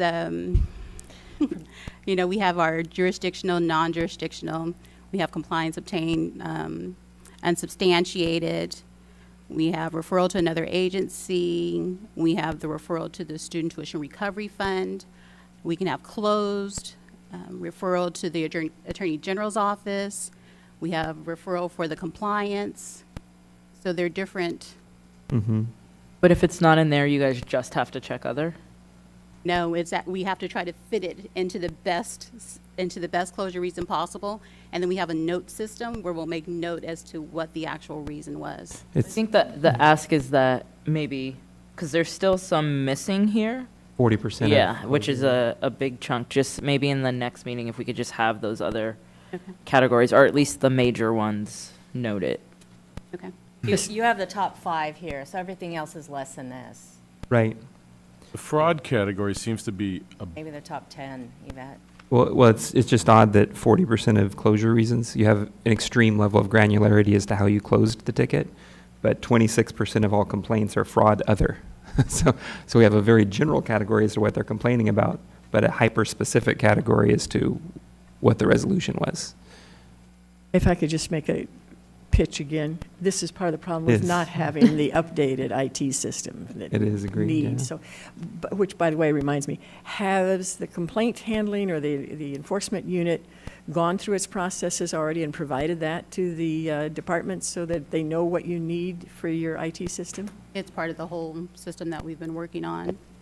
Yeah. It's still in the works. I have a question on the accredited versus non-accredited complaints. In the non-accredited, well, let me back up. I see that you have for complaint allegations, 17% are unapproved institutions. So would that fit into this other chart? Would that be part of the ones lumped as non-accredited? Yes. Okay, so the percentage of actual schools that are approved, that are not accredited, that have complaints would be smaller than the percentage that are accredited that have complaints if you leave out the unapproved schools. The unapproved schools, correct. That might be a breakdown that would be nice if it's not too Okay. much to go with for another time. Yvette, just a general question. So if you have a student files a complaint And I know that part of the reason why these take forever is because you have the student files the complaint, and the bureau reviews it. You ask the school for feedback, the school responds, you go back to the student. I understand the back and forth goes on. How long would I think I remember you saying it was a year, but I just wanted to double check. How long will you leave a complaint open if you are not getting a response from the student? Well, this is a system that we've recently changed, where we are putting a halt to it as opposed to just sitting out there. That's where we're giving them the 15-day notice, the 14 days, and then the 30 days after that if we've not received a response from them. And then we'll base whatever, if we received information from the school, we will make our conclusions based off of the information we received from the school, and then we can close it. Okay. Thank you. So we just don't want to say, oh, you haven't responded to us, close. Yeah. We want to make sure that we're giving it a full opportunity. Yeah, telling them if you don't respond, we will close this. Exactly. Right.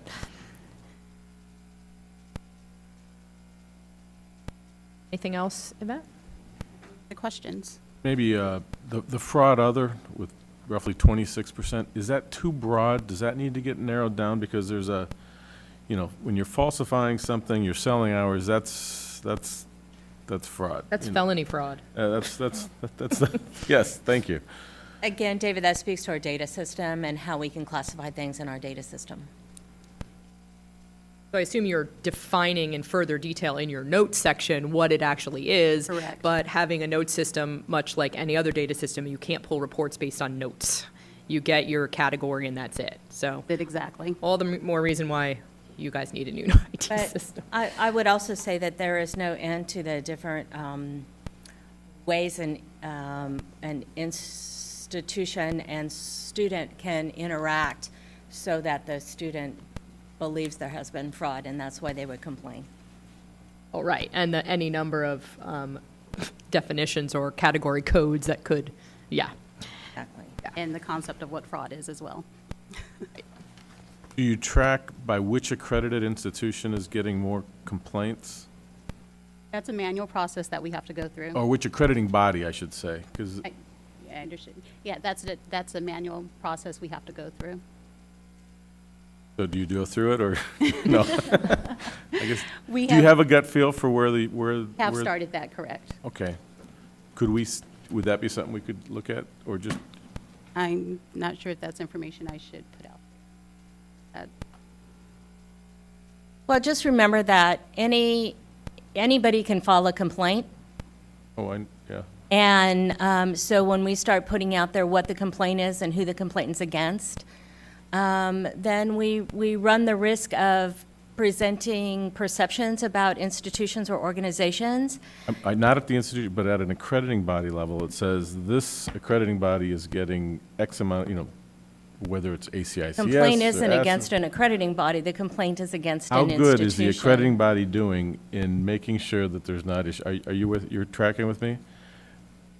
Because different accrediting bodies, Again, we could have, 100 complaints against your school, and all of them are not valid. And yet we've put out there that we have 100 complaints against your school. Well, except that if what you're doing is not identifying it by school, but by accrediting agency, it's sort of one level up from that. So I would agree to ask whether that's then something maybe that it's, could be done. which ones are Discuss it valid? with council and Yeah. see what we can All right, provide I get that. I'll you. take that as a no. It's not a no, it's a we'll discuss it and see what we can do. Without, setting ourselves up for any kind of liability. Any further questions for Ms. Johnson? Thank you again, though. Yeah, thank you. Thank you for the details. Great.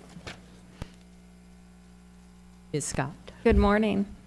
I'm Beth Scott. I'm the Enforcement Chief over the Annual Report Unit and the Compliance Unit, and I will be speaking to you today about those two units. First, I want to just recognize that the three managers behind me today, I want them to see the proceedings and get to know you folks, is Jason, Michelle, and Marcus. Jason is a new manager in the Compliance Unit, and Marcus and Michelle are the managers that were there when I came into place. I want to thank this staff on the record and also the staff back at the office for the excellent work that they've been doing, the cooperation, the dedication, and the ability to adapt to some of the changes that they've been facing. So I just wanted to say that. So what I've done is taking into consideration the concerns and the questions that you posed to me in the February meeting. We're putting some real action on those items. So I have some exciting news to report. It's exciting to me. I'm not sure if it's earth-shattering to everybody, but so first I want to start with the annual report unit, and what has begun there is the staff in that unit. Right now they have one vacancy of an SSA that will be advertised.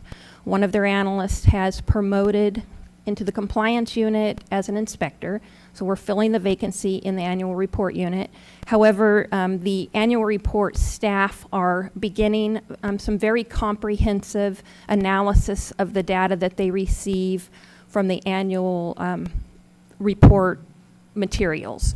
So they're doing some real comprehensive work, reaching out to the schools, identifying issues, and working very one-on-one with the schools to come into compliance with the regulations.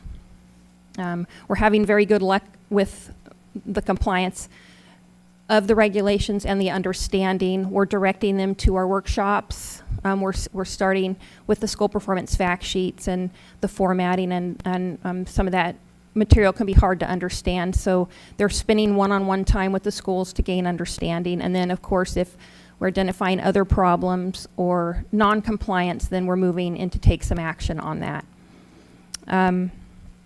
We're looking at the other materials to identify issues where we can do the comprehensive review to enhance public protection for the students and also alleviate some of the work for the compliance inspections, thereby making that more efficient. We also have been approved to order a Scantron machine. Woohoo! That's exciting. It is. You can tell that Beth really does think that's exciting. Thought I was going to get to use some sharp number 2 pencils. No, but we will have the actual machine, the software, and the ability to, and the Scantron sheets are just a normal piece of paper, so we can make any type of survey that we want, so we'll be able to reach a lot more student population. So Marcus's team worked a lot on getting the data, and thank you to Joanne and Lisa for listening to the presentation and approving that. So we're excited to be able to reach a higher number of student population when we get that ability and use it, for. Yes, ma'am. I was just going to ask, what are you going to use it for? For your in-person surveys of students on campuses? Is that the? Well, we will use it for reaching out to the students for the school performance backsheet validation of the data. We'll use it for the schools for the compliance inspections, feedback on what we can do for the workshops, for how we can improve, what we can enhance, for just a whole variety of things. And it can be used in all areas of the Bureau, not just for reaching out to the students in the compliance or the annual report arena. So we're going to be able to use it Bureau-wide. I foresee using it to reach out, maybe use some internal scanning too, this will, what we want to address is the turnover. So, we're working to do a lot of training, a lot of team building, and things like that. So we could use it for internal purposes also. And so we have that. So for the annual report unit, I think that's the information. Does anyone have any questions on that unit before I move on to the compliance? Are we on page 39? Printed I mine think off the web and it's not 37, numbered. is that right? 37 right now? My stats are on attachment 5B. Gotcha, thank you. Yeah, I'm not Thank you. on page 37, so. Okay, so moving on to the compliance unit, we have some statistics. We have altered them a bit based on some information you asked last time to just provide announced and unannounced inspections. With that, In the compliance unit, we have hired a new office tech, Meg Christensen, who's doing an outstanding job. We have hired a new inspector, Tiffany Lawrence. And we've hired Gemma Fighter from our annual reports unit that moved over. So we have these 3 staff. We have the 2 inspectors that are in training. Right now we're providing a really comprehensive, strong base training. We have been working very closely with our DCA council on our NTCs, getting clarity on material versus minor violations, and providing some very straightforward direction to our inspectors on what they will be looking at and how to deal with issues and whether they'll be on an NTC or an enforcement referral. So we're working on, I thank our DCA council for the work they've done on that, and we will be providing some training with the council present on that particular subject to address the concerns that you brought to me at the last meeting. How many total inspectors do you have now? We have 11 inspectors. We have 1 vacancy that is going to be advertised. We face the same thing in compliance, is a turnover, but also we have some limitations and some leaves of inspectors. So where we have 11 positions, basically for the last, well, since I've been here, we've really had a small number of inspectors inspecting, fully inspecting, maybe 4. So we've had some returns from some leave. We've had the hires. So we're hoping with that and some stabilization and some of our training and team building that we can stabilize, because like Yvette, it's a very steep learning curve, and we need to stabilize so we can maintain our staff and complete inspections, quality inspections, more numbers, but also quality inspections. So we're getting there. It's just it's a slow roll right now, but it is moving in that direction. So we are working. We have put some items into place to provide consistency and direction to the inspectors, some internal mechanisms to get them the answers that they need, and they've been appreciative of that, and that's been well received. We have had all staff training. We have also last week, all inspectors attended investigative report writing for inspectors through our DCA Solid training unit that was facilitated by a DFI investigator. So we all attended that training. We are focusing on our backlogs in the compliance unit and getting those cleared. We have went through all of our web data to ensure that all of our inspections that were on the web are up to date. So the date that the institutions were inspected is reflected accurately. And if they were issued an NTC, they're on the web. We have added information to our web that any inspection done after May 1st will now have a notation that the NTC was cleared on the web. We had the schools asking for that, so we've put that into place. So that will be from here forward.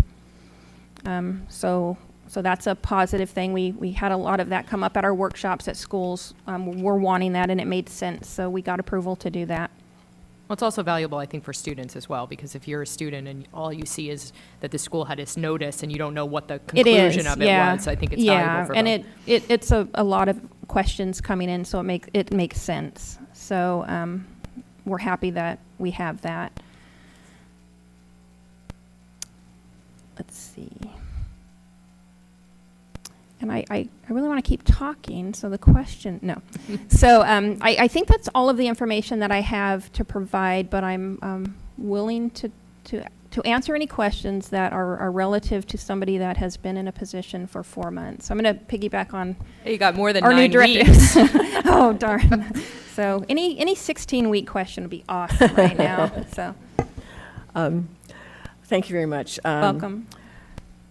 One question I had last time, and I don't know that you're able to do that yet, but maybe for the next meeting, I'd like an estimate of when you think that the inspections will be on track to meet the statutory requirement to inspect every school within 5 years, and obviously problematic schools more often than that. And, if your answer is, I haven't the finished idea, that's fine, but I would like to, and today, I don't even need one today if you can't do it today, but like by next meeting, if you can give some sense, and if it is, it's going to take us X number of years to get there, then some analysis from someone, maybe not you, maybe Joanne, I'm not sure who, as to what you need in order to speed up that process. Yeah, I don't believe that I can give you a fair answer of that today, but I think it's basic math that we'll be able to provide at the next meeting. And I would be able to do that and say that, with the staffing that we have and this number of institutions and how typically long it takes to do an inspection, I think we could give you an estimate to, in a perfect world, if everybody was trained and on task and moving and doing what we would need. I would think that could be a mathematical projection that could be provided. I think actually that's probably the same thing I'd like from Ms. Johnson also, is, when do you foresee being able to get rid of that backlog, and how many, if it's going to be X amount of time, if we could shorten that time, how many more people would it take to get it to a shorter time frame than whatever X is, out there. So that's something that, and again, I don't know, we'll see. Yes. But, if you can at least concentrate on that. Yes, and the changes that we're making and utilizing the annual reports unit is also painting the broader brush to the student protection in, looking at some of the areas that if an inspector was out there would be looked at. So that's a way of, it's not an inspection, but it certainly enhances public protection. We look in the... And I very much appreciate that, and I don't want trying to meet a deadline to prevent you from doing that, because the frustration I think I have had is we get lots of numbers, but what I'm seeing generally is it's not the Bureau that's the lead agency in figuring out that there's a serious problem. It's the Department of Education, it's the Attorney General's, it's somebody else. And it seems to me at some point we ought to be getting to the point where the agency closest to the schools, to the situation, should be the one that's figuring out this school's got a big problem with disclosing placement, with whatever it is. So that instead of us hearing, here's a school that's been operating for X number of years and they have, however many tens or hundreds of thousands of students, and now they're in big trouble, that we're hearing much sooner. And so anything that can be done to enhance that I think is extremely important. Yes, ma'am. From last time, I listened to what you said, and so the annual reports unit in their reviews, what we have done is we take the data, we've mapped it out, and we look at the data. Let's say, for instance, the school performance fact sheet. We took, of the 859 on-time submissions, we pulled out the ones with the formatting. The fact sheets were still in the wrong format. We looked at the highest student population, and those are the ones we start with. So we're doing that. So we are trying to use our prioritization marks and look at that to try to ward off. But I'm hoping that some of the proactive approach to student protection that we're taking is minimizing the schools getting to the situation, which will be very hard to capture. What did we prevent?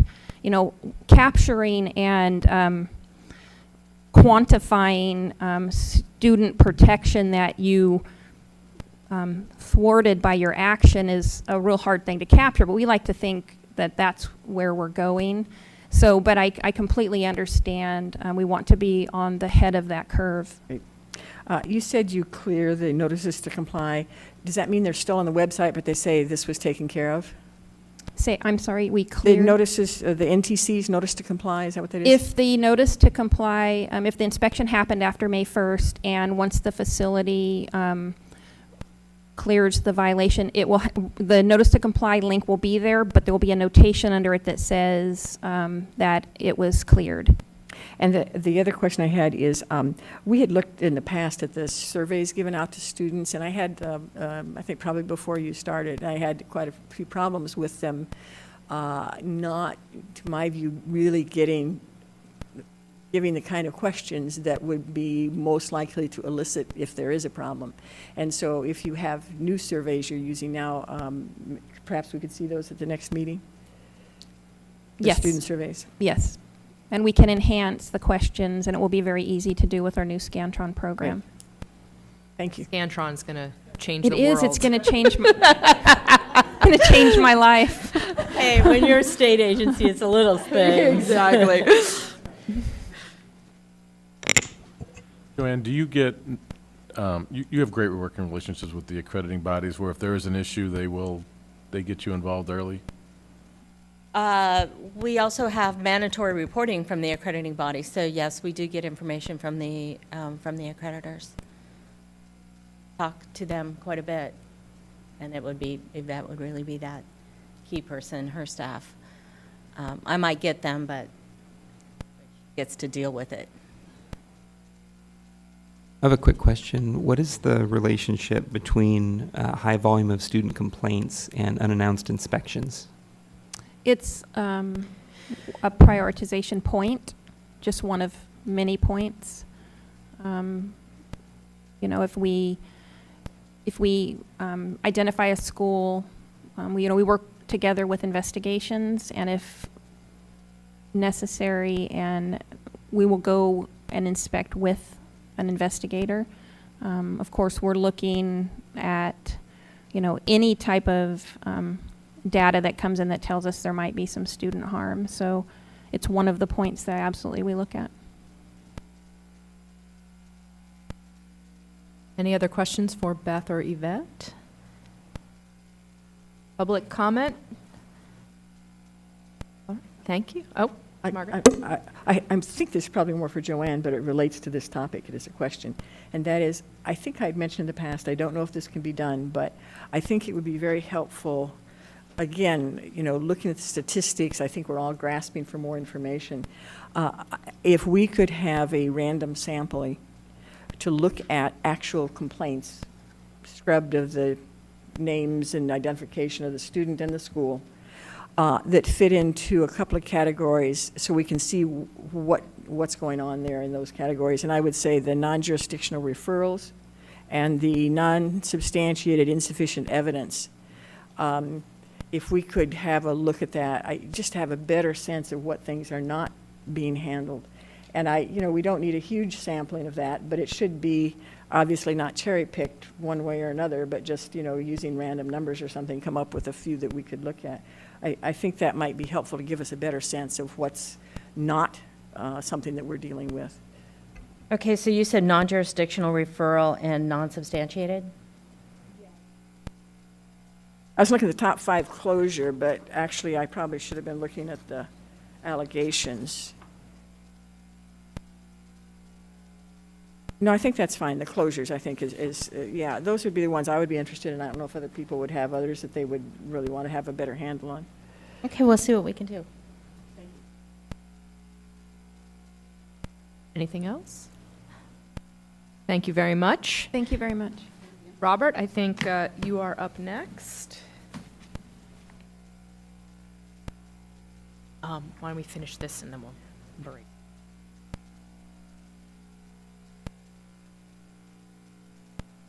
Morning, everybody. Morning.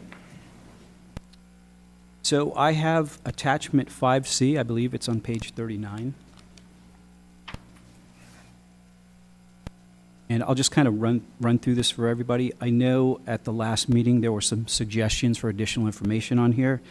So I spoke with Joanne and made some additional entries. So hopefully it's captured what you're looking for.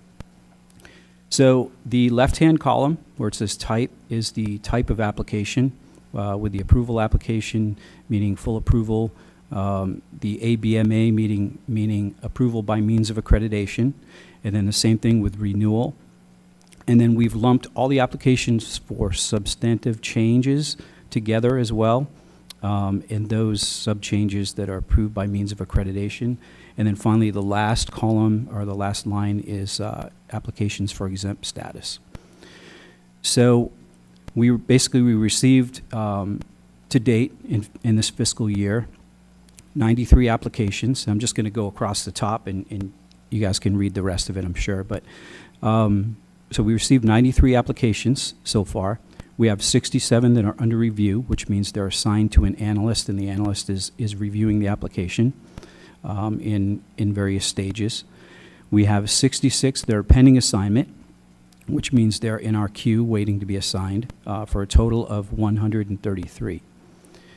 This fiscal year so far, we have approved 45 new institutions.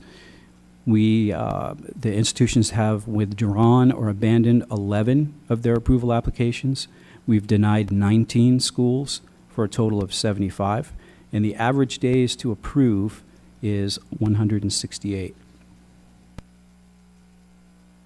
So looking down toward the bottom, some new information in the, I don't know if you have color copies or not. Do you guys have color copies, or? Okay. So in the darkened area toward the bottom, oldest approval pending assignment is the 5th of April of last year. Oldest renewal being the 8th of April of last year. And then I believe you guys asked for the median date of the total assigned and pending approval applications, and I have those dates as well. And then there was a question, I think, last advisory committee meeting about how many of the applications, or what percentage of the applications are received incomplete, and so I've added that as well.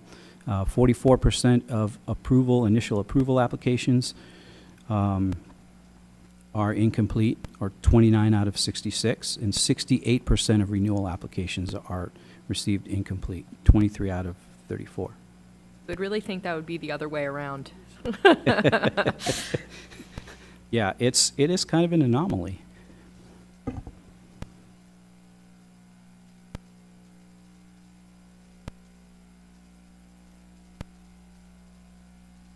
What type of applications are we talking about? Approval to operate, program approvals, all of them? The first line, the approval, is initial approval, or it could be an institution that had previously been approved by means of accreditation, and now they're seeking full approval, which we have quite a few of those from ACICS schools. So that 93, typically you won't see a number that high, but we've probably about 25 of those were from ACICS schools. Okay. And then the renewals are just that, a renewal application. Usually we get those about every 5 years. Renewal by means of accreditation, they come in at various intervals depending on when the accreditor approved their schools. And then the substantive changes are the more major changes, sometimes a change of location, change of educational programs, change in instructional delivery, going from online to... A new program, those type of things? Correct, yeah. Okay, thank you. Sure. I believe you addressed last meeting, but I wanted to confirm my memory. Those that are pending assignment, there's typically something that's incomplete in the application? Or you receive the application and has it been reviewed at all, or is it simply just sitting waiting to be assigned to somebody? Well, we do an initial review of all applications that come in. So there's always I call it a kind of a quantitative review and a qualitative review. The quantitative review is done within the first 30 days that we receive the application, because we receive as you can see, we receive so many applications that are incomplete. And so we're not going to spend the time looking at an application, obviously, if it has a lot of missing components. So Those would be under pending assignment then? So the assignment is a qualitative review? Correct. Or a more in-depth review? Yes. Okay, thank you. Yep. And if they go through that initial review and they're complete, then they are assigned within, 30 days of receipt, basically? It depends what type of application they are. As you can see, if you look at For example, the renewal by means of accreditation. We received 48 of those this fiscal year so far. We have 21 that are under review, and we don't have any in the queue because those are immediately assigned. The ones for approval would not necessarily be immediately assigned. It would be just as That is somebody has correct. time to deal with it. Yes, they would And- go into the queue. If they were deemed complete, they would go into the queue. If they were incomplete, then we would reach out to the schools, letting them know that the application was received incomplete and what they needed to do to what they needed to submit in order for it to be a complete application.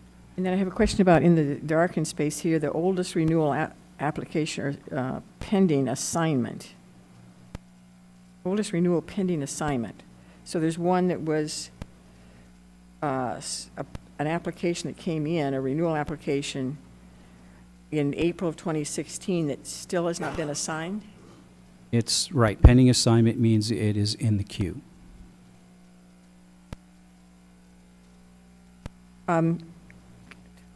Median date of total assigned and pending renewal application. And then I don't understand quite the median date of total assigned and pending renewal applications. I see. So some of the applications that are not pending assignment, that are already in assignment, came in as early as February of last year. Correct. Gotcha. Yes. Thank you. Do you have anything else, Robert?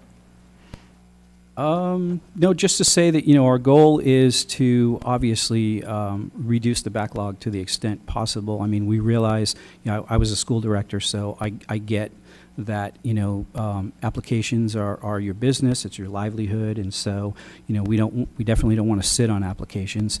At the same time, we want to make sure that we're doing a quality review of the applications that come in because, quite frankly, I've seen some that I really, have concerns with folks that, want to start a school.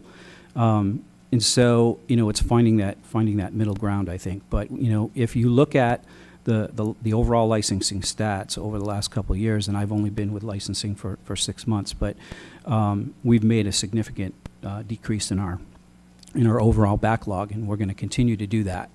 So hopefully next time, in 3 months, the stats will look even better as far as, reduction of our backlog. Does anyone have any other questions for Robert? Anyone in the public? Okay, thank you. All right. I have a request for a quick bio break. So it's 11:35. Can we just take 5 minutes, and anybody who needs to run out and grab a coffee or use the, as the sign says, the women's toilet room or the men's toilet room. Why are they called that? I don't know. And then we can maybe just come back and try to cover a couple more items before lunch. Okay? Thank you. See you guys in 5 minutes.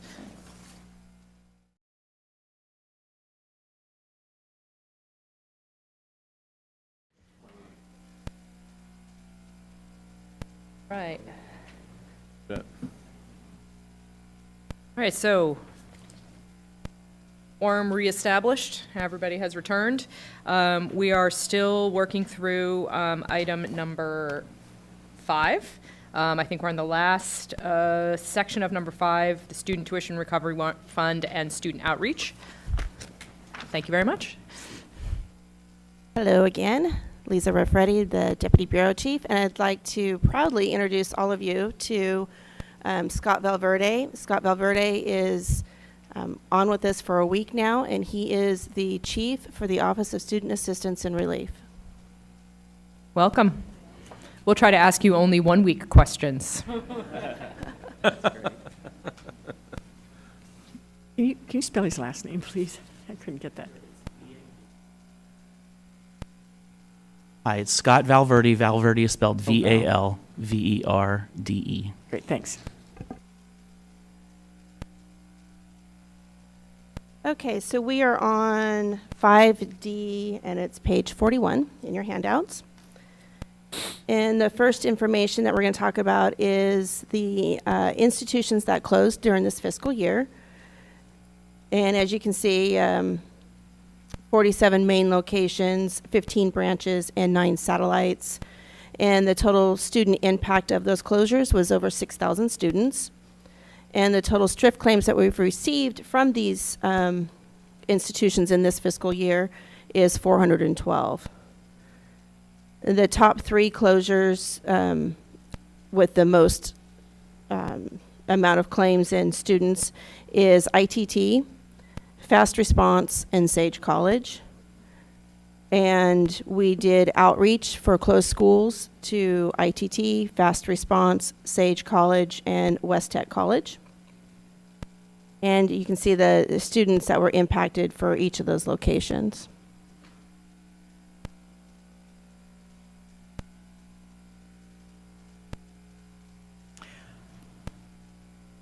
A question. We've raised this before, but the numbers of applications seem so low compared to the students affected. And part of that, I know, is people are probably trying to get their loans discharged at the federal level. But do you have any further insight now than the last time we talked about this, about why the applications to the Bureau seem so low compared to the number of students that potentially would be eligible? I don't have any new information. It's basically the same information that a lot of the students are transferring or they're getting all of their loans discharged. We do have plans with OSAR coming on board to do more outreach to these students after the fact, to circle back with them to find out if they want to continue down this path, that, you know, letting them know that STRIF is still here and that they still can submit applications, and that hopefully we can help them receive additional funds that they didn't think that they were eligible for originally. So we have plans to circle back with them. Okay, so the next document is just an update on the transcripts request on how many we have received. It's pretty much the same trend going forward on this one. Total transcript request is over 15,000, and still averaging the 11% of transcripts that we do not have, and then the reasons why we don't have them. Non-degree programs prior to the year 2000, where the schools were not required to keep transcripts at that time for more than 5 years for non-degree programs. School campuses that are not located in California, and where we at the Bureau don't actually hold the transcripts. So we refer the school or the students to the actual custodian of records. Have you seen a spike with ITT? It doesn't look like because obviously Corinthian was the big one, but of the all other schools, does that 2152 include a sizable number of ITT students, or? No, that's just Corinthian. We don't hold okay. transcripts for ITT, and that would be part of the all other schools. Okay. We refer them to the bankruptcy trustee that holds those transcripts at this time. Oh, okay. That's great. Thank you. Okay, so the next document is the Student Tuition Recovery Fund claims that we've received for the fiscal year, a total of 731. We've paid over $1 million to 250 claims. 114 have been ineligible and 74 have been denied. We're currently working on 78 claims. And I'm sorry, we have 78 claims that are pending review, and we have 58 that have already completed their first review, which means that they may have asked for additional information from the students, and then that would lead over to 186 that were pending for responses back from the students. And then we have 54 that have been sent out to the controller's office for payment. So with a total of 376 that we've actually are working with. Our current fund balance is a little over 27 million, and I provided you with the historical fund balance going back to 2012-13 fiscal year. I think I should know the answer to this, but if a claim is denied because it was incomplete or they didn't provide the information you needed, and a couple of years from now they get their act together and get you the information, that prior denial doesn't prevent them from getting a claim processed at that time, correct? No, we'll reopen a claim if additional information is received. Is there a time limit on that? To reopen a claim, Or like between the date the school closes and when a student can make a STRIF claim? 4 years. And same with was that 4 years going to be from closure to claim? Does it sort of toll if they are denied, and then, so it's still the 4 years, right? So if they're denied in the first 6 months, they still only have until the end of the 4th year, right, to make the application? To make the application, but if we have a closed application in-house, we're going to reopen it, because sometimes we do realize that oftentimes students move and there's no way to catch up with them, and all of a sudden they get their income tax refund taken away, and they say, oh, what, something happened, and then they contact us. If we've got, even if we're past the 4 years, if we have a closed claim there, we'd certainly reopen that and work that claim if they have the information now. As Margaret said, they get their act together and they get the Right. information Okay. to us. Thank you. Thank you. Question, is the historical fund balance, is that at the end of the fiscal year listed? Correct. So at the end of the 15-16 fiscal year, there was 29.6 million. We've paid $1 million in claims so far in the 16-17 fiscal year. And the balance is $2.5 million less. There's a Yeah, I believe that that's from the claims that were paid. So when we pay them, sometimes it takes anywhere from 60 to 90 days to get the money back. So the other claims that must have been paid were paid during that time. I don't have the breakdown on that. We just received this information. But like I said, if the claims, so if we mark here that we paid this much in the claims that we've paid, it may not have hit yet. So it's claims approved rather than claims paid? Correct. Okay. Claims approved for payment, and it goes through the payment process. Understood. So they may not have taken that money out until after that fiscal year, but we've showed that we've sent it over for payment. Got it. If that helps. That is a substantial amount of money, and I'm assuming there are Absolutely. good cost controls and accounting mechanisms Absolutely. in process for Yeah. that. And I can look into that and figure that out for you. I have a larger question or a consideration regarding STRIF. We've had some really exceptional school closures, remarkable in the last 3 to 5 years, equivalent to like a 100-year storm, or like this is a big deal, right? Absolutely. And in that period of time, the amount of claims paid has been, to Margaret's point, relatively modest against the total potential exposure, because students are choosing other routes, whether it be transfer or loan forgiveness and so forth. So we have a current fund balance of $27 million and nothing possible on the horizon to demand those funds. Oh, I wouldn't necessarily say there's nothing on the horizon to demand those funds. We have an Office of Student Assistance and Relief that'll kick in on July 1st.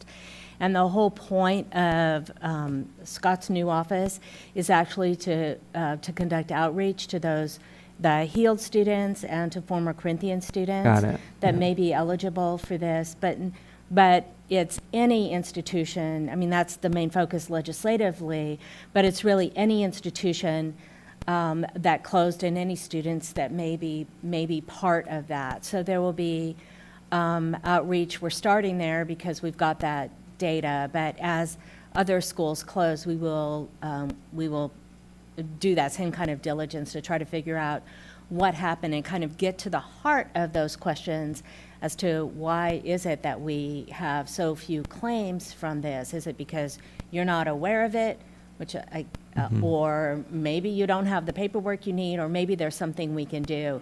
So what the Office of Student Assistance and Relief is going to do, they're really charged to providing more one-on-one kind of counseling for students that need that. And we actually are already piling up a few claims, a few files for the office that that Scott's kind of test driving right now to try to figure out what's the best way to approach that. If they're not eligible for relief from STRIF, that office will actually also assist them getting other loan discharges that may be available to them. So it's going to be a much broader focus and mission. Thank you. That helps. So we're going to become more creative in how we can pursue making students whole or trying to help them. Exactly. Understood. Thank you. I would say creative and targeted as well, right? I mean, that's All in the first week. So then the next document that you have is the large impact closures. Last time we kind of listed the top three huge closures and how many STRIF claims we received during this fiscal year. So included with that, we've included the total impact for ITT, Heald, and Corinthians for you.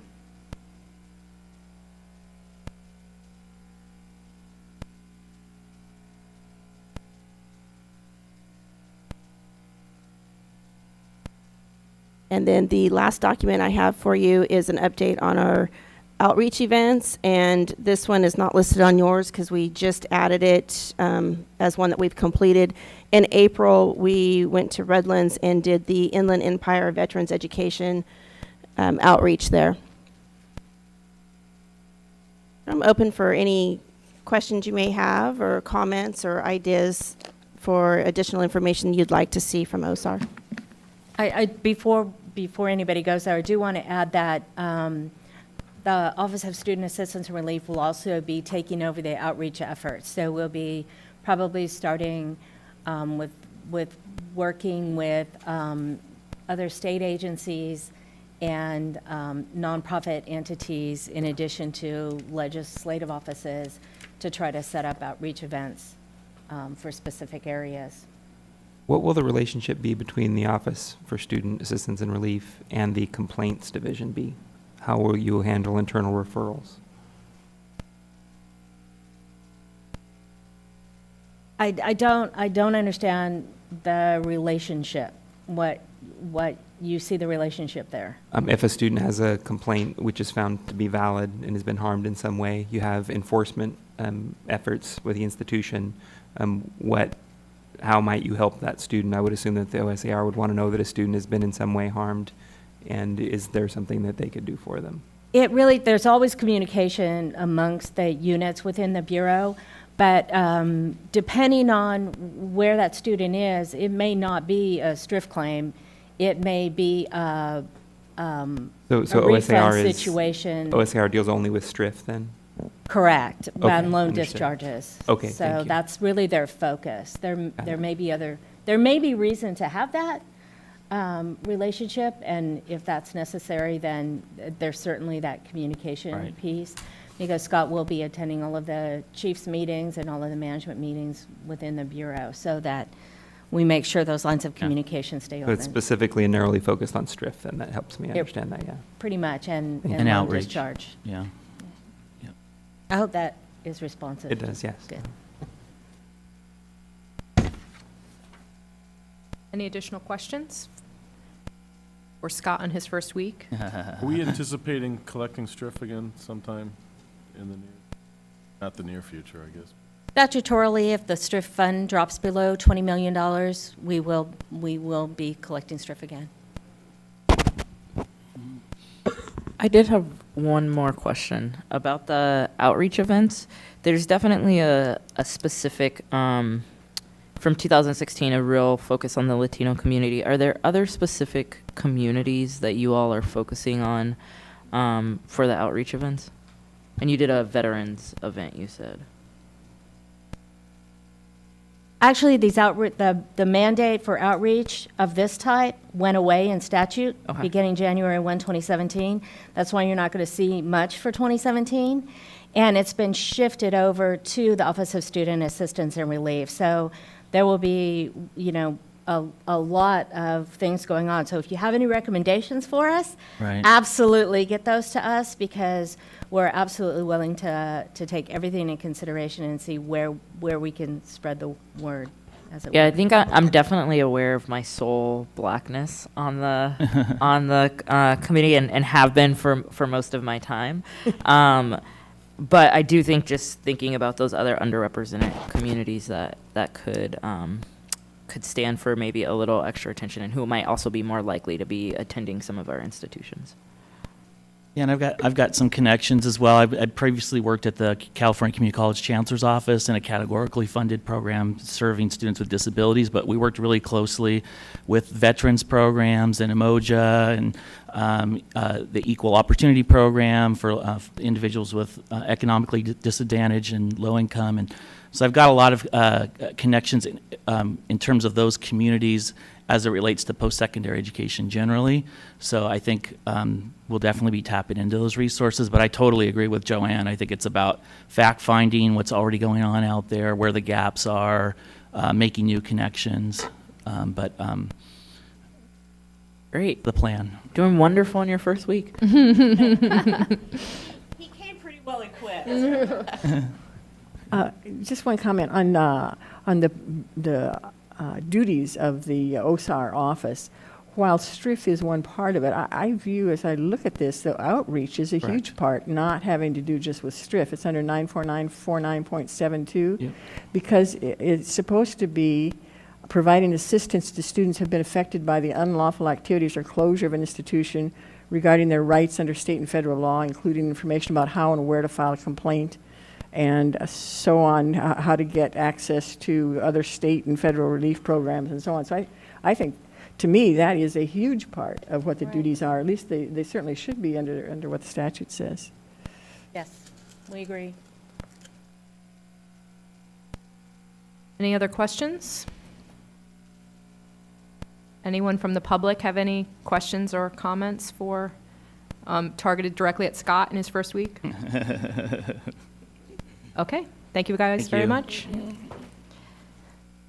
So it's 5 after 12. I'm thinking maybe we can cover the ACICS piece, because I don't think that's going to take very long, and then maybe from there we can take a lunch break. Does that work for everybody? I'm good for that. It's a very short report. I just didn't want to get off of the agenda because it is still out there.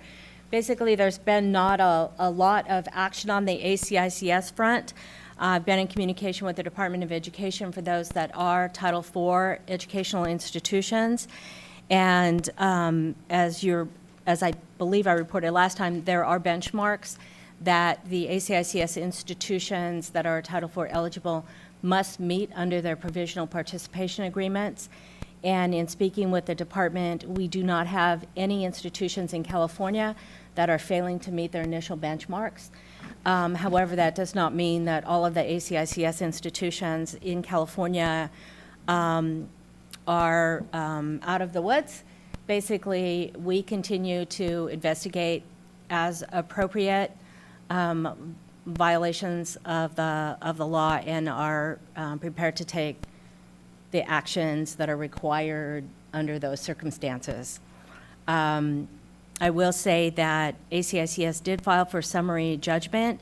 The department did respond in writing, and everything I read indicated that the current Department of Education was supportive of the action that was taken by the Obama administration, and we do expect a decision on that request for summary judgment sometime next week.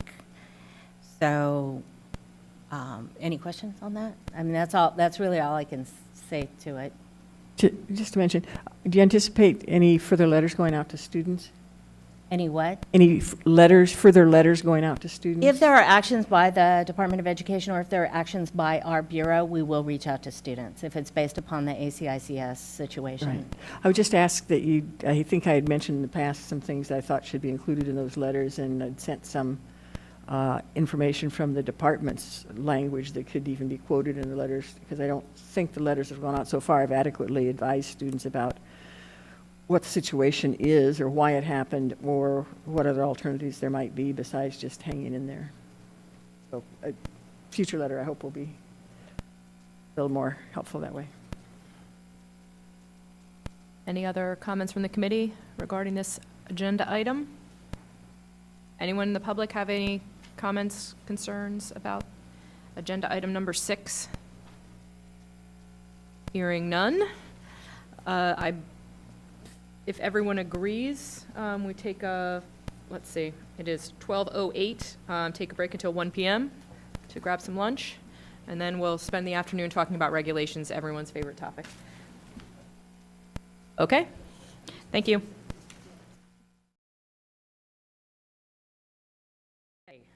So it's 1:01. Good job, everyone getting back on time. I just want to preface that we have a couple of people who have flights out of here, so we need to try to keep on schedule so we can be done around 4, so everyone can get to the airport and get to their respective destinations.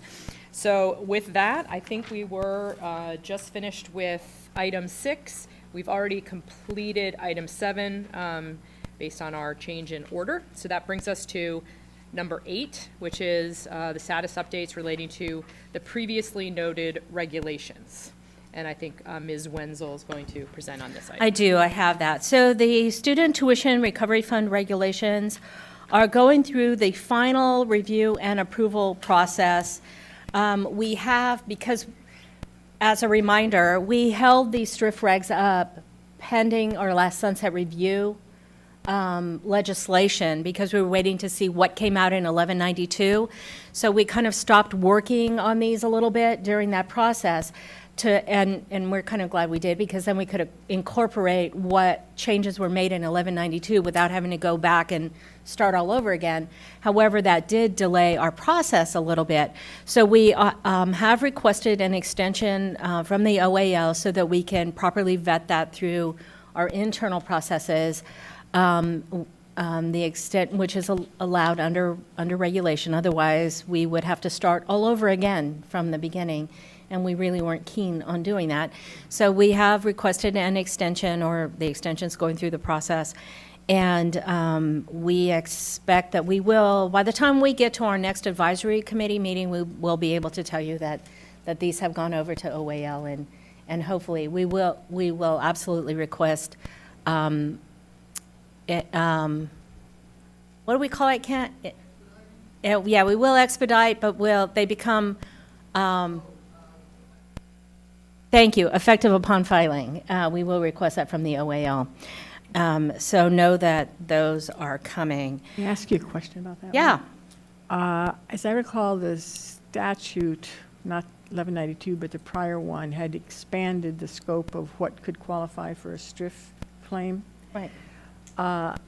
But since there were no new regulations, that information was not going out to students. And I guess my question is, so the regulations are still not in effect, but when you're receiving STRIF claims now, or when you're sending out information on STRIF claims, are you sending out information so that students know that it's broader than what the regs Yes, said in we the actually past? started that last year, and the regulation requirement went away with 1192. So we're not dependent upon the regulations. There are changes to the disclosures and things like that will be going on with the regulations, but we can process STRIF claims under the broader And as to context. those students who would have gotten the prior explanation, which was too narrow, but they got it after whatever the bill was that passed, that broadened it, I can't remember the number of that bill, it was before 1192. So after the bill passed, so effective law, but they were still getting the old information. Are you going back and letting them know that they might qualify? It's my understanding that qualification is not really as much of an issue under that, except for the Corinthian students, which none of that was covered under prior law. That's all new. So what was an issue was a third-party payer. Broader time period, I believe, too, from. Right, but that's new as of January 1 of this year. Yeah, but what does have impact, Margaret, is the third-party payer, and we have pulled all of those claims. The kind of breathing a heavy sigh of relief, I did talk to the department because they are going back and they have started this process to reinstate full Pell eligibility for students that were enrolled in a closed school at the time. And my understanding from the department is that they are actually going all the way back to 1980 for that Pell Grant reinstatement. And they're starting current and going backwards, but they're any new closures, they will deal with those before they deal with going backwards. So they're trying to sort that out. We're also in communication with the automatic loan discharge provision that was in the borrower defense to repayment regulations, that if a student failed to enroll in a Title IV eligible institution 3 years after their closure date, that they would have be eligible for automatic loan forgiveness. And we continue to monitor that. Unfortunately, because they haven't hired everybody in the positions at the Department of Education, finding the right person to talk to is a little interesting, and it may be even more interesting to try to get data out of them in that regard. But we, those are definitely some of the avenues that Scott's working on with OSAR in that regard, to see what we can do so that we're not expending resources where we don't need to expend resources, and can kind of move forward. So, does that answer? I think so. I just need to go back and look at that, because I'm confused if it did. I thought it broadened it in the prior statute too. And that as I recall, the instructions didn't include the broader, but I'll go back and look at that. I may Okay. have that wrong. But that reminds me also, as to Scott in that new position, I presume that he will be involved in whatever information is going out to students about ACICS in the future too, since that deals with making sure people know their rights and so forth. About. Yes, and it'll all be focused. It'll be a cooperative effort from both sides of the house, basically, because the enforcement side of the house is handling part of that, and then the student side of the house. Okay. Anything else on STRIF? On the compliance inspection and prioritization regulations, those have been approved by OAL, and they take effect on July 1 of 2017. So those, that process is complete. The regulations for the application processing goals and timelines pursuant to CEC section 94888B2 are going through the review and approval process. For those of you that have forgotten what that looked like, since you saw them, it's really not much more than a paragraph of what the goals are for application processing timelines. And those have not yet been noticed, right? They're going through the internal review and approval process prior to notice. So that's what's going on with those. Anybody else have any questions on the status of these previously noticed regulations? On STRIF, then, those are going to be published sometime soon for comment, or they already have been? No, they've already gone through all the comment period. We're talking about, okay. We're talking about actually getting them over to the Office of Administrative Law. Okay, but the C, that one has not yet been published for comment. That's correct. Okay, got it. We've talked about it here, but we haven't talked about it in writing. That's a thing. We haven't talked about it in writing. Haven't talked about it in writing. Anyone else have any comments or questions on this topic? Okay, great. Moving on to agenda item number 9, discussion and consideration of draft regulatory language regarding registration for out-of-state private post-secondary educational institutions. Just a note that during the break, or actually before the break, Mina provided a copy of the actual application. Here it is. Which is incorporated by reference in the regulatory language, but I had asked if the application itself was public yet, because I hadn't seen it, and so they provided a copy for us. So everyone should have a copy. We have more copies. So there are copies for the public available over on the side, as are copies for the public that will be referenced for a future, a subsequent reg package. Just saying. Okay, so I feel like I got far away from my chair. Yeah, what happened? We all shifted.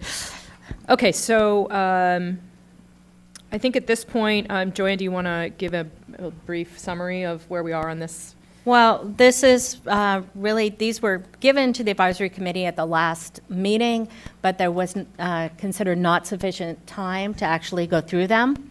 So we thought we better bring them back so that the committee actually had an opportunity to comment on them. So I don't know, Kate, if you want to lead the discussion going through section by section, or how Sure. you want to handle that. Yes, I'm The- happy the- to do The that. goal of these is to be able to provide the application for out-of-state registration, as is required by CEC section, somebody help me out here, 94801.5, perhaps? Yes, that is as cited in the reg. Okay, so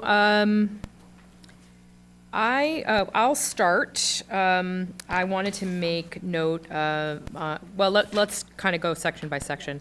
Does anyone have any comments or notes on the first subsection 71396? You want to discuss the application itself here or later? Sure. I just have a question of clarification in the application for various things, like accreditation and state authorization. It says attached is verification of whatever it is. Verification can be interpreted a lot of different ways. So, for example, the school secretary could write a declaration saying, I verify that we have accreditation. I don't think that's what you want here. I think what you want is a verification from the state's document or the accrediting agency's document, but I think it might be better if it were a little clearer. Verification by the accreditation agency or by the state or something like that.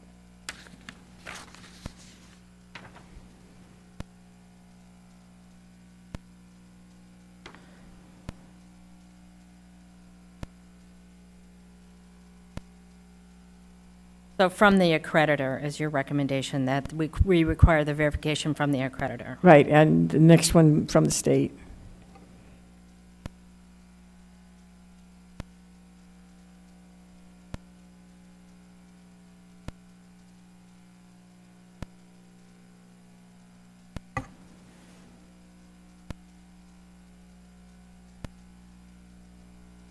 You may already have language that would work in your regular application or your application by means of accreditation, or so. That's the concept. Okay.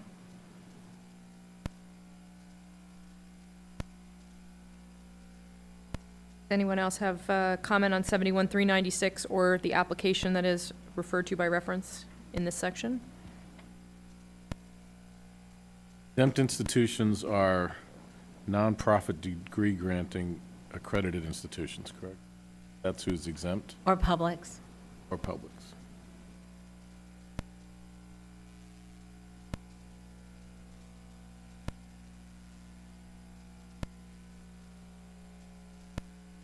Okay, if we're satisfied with 71396, go on to 71397, processing of completed application.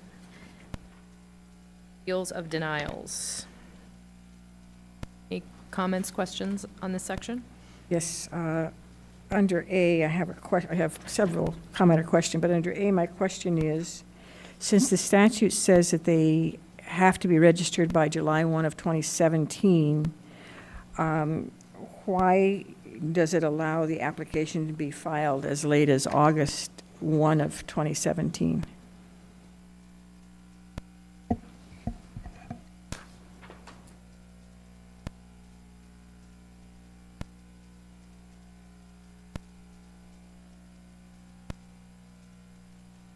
That's part of the problem. Want to amend it? I mean, we can amend this going forward. The reason why it's worded like this, Margaret, is we didn't know when we were actually going to get the application available. So we knew we would have it available by July 1, so that's why we gave them 30 days to actually get it in.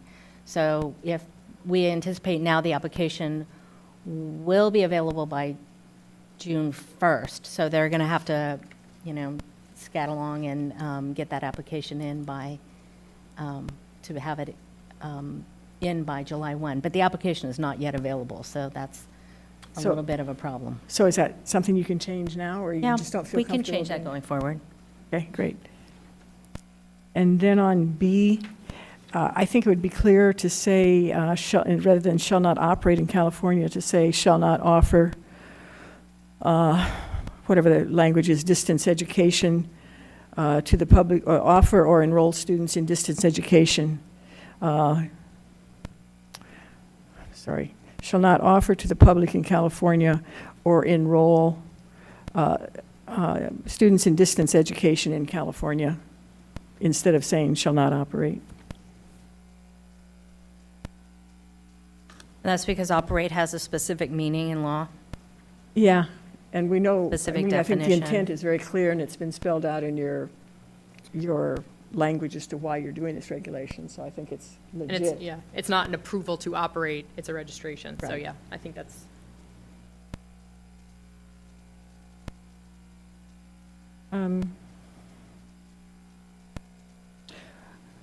A question on F in that same section.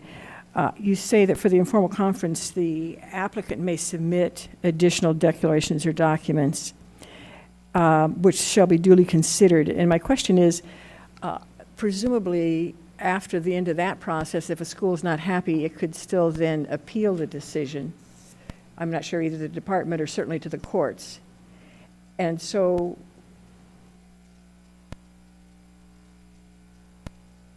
my question is, presumably, once you receive additional documents from the applicant, the Bureau itself might want to have add additional documents to be included in the record in case it is appealed, but that's not made clear here, and you may just want to say, and the Bureau may, include documents in response, or I don't know the precise language, but you get the point of that.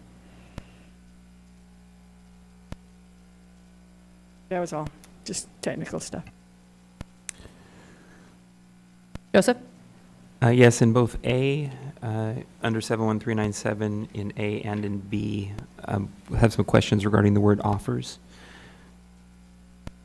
Are you specifically referring to enrolled students, that is currently serving students, or has available for enrollment? So for example, there are a number of institutions that might have an online program available and on their website, but nobody's enrolled in it? I think offers defined in the statute. It is. Is it? Okay, Yeah, so I where was is just that at? assuming we'd use the same, not in this Oh, particular I see. provision, It's but in in the the general statute. definitions. Understood. So I was Got it. just assuming Got it. that applied. Question of curiosity, do you know what the definition is? Is it currently enrolled or No, available? it's broader than that, but It is, okay. I got it. can look it up. I can find it, thank you.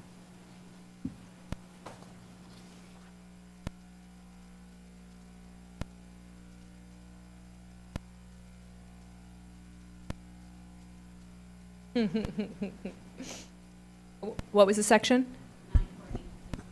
It's It's to offer to the public means to advertise, publicize, solicit, or recruit, 94868 of the Education Code.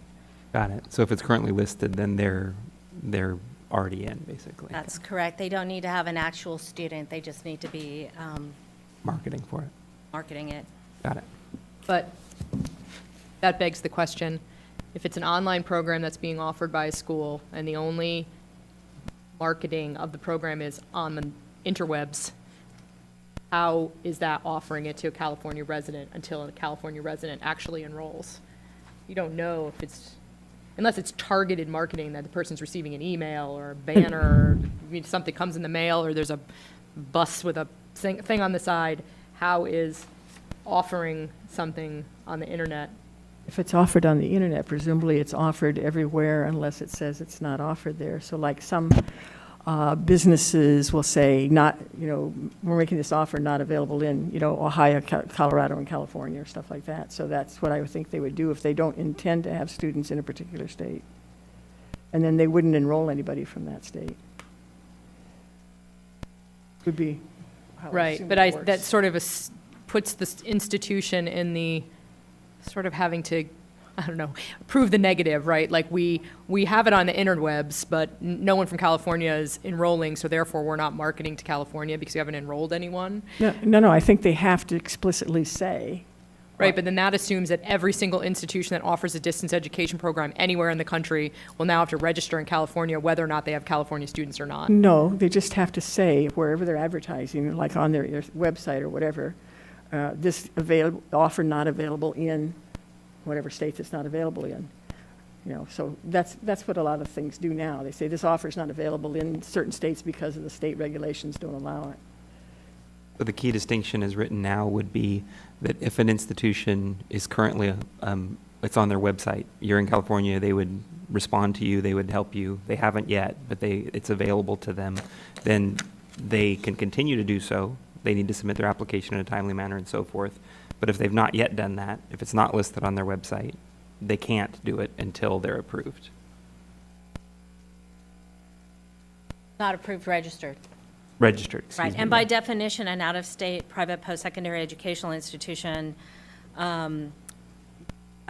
is basically an institution without a physical presence in the state that offers distance education to California students.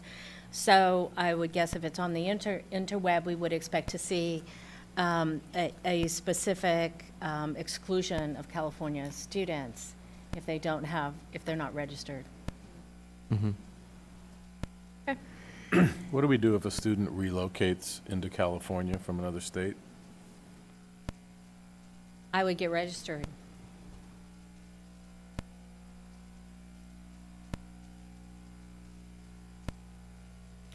The other alternative, I suppose, is to tell the student that you can no longer offer them the program in that state. Can't move. Another benefit of California. Like a, constitutional issue about whether you're able to tell a student, yeah, stay where you are. But anyway, that's a larger discussion than here. Okay. So any other comments or questions on 397? Okay. 71,398. I had one note under subsection B. It says an institution seeking to renew shall complete and submit to the Bureau a new application for renewal, which is hereby incorporated by reference, basically before the expiration of their registration, which of course makes sense. I was going to make the suggestion that's similar to how the Department of Ed and other regulators require it, maybe having a 30 days before expiration requirement instead of just before expiration, because then of course if they submitted the day before, it's not that it's not timely, but it doesn't really give you guys time to review and ensure the registration is complete. So I would say maybe 30 days before expiration might, just for everyone's sake, keep everyone on schedule a little bit better. I agree that it needs to be before, especially since the statute requires them to be continuously registered. And I don't know whether it's 30 days, it's whatever the time you're going to need to review that registration before the deadline. I mean, ideally, it would be enough time so you can do that, although, you have the provision in there that if you don't get it done, they still are continued to be allowed. But I agree it should be some time before the end, enough time for you to act.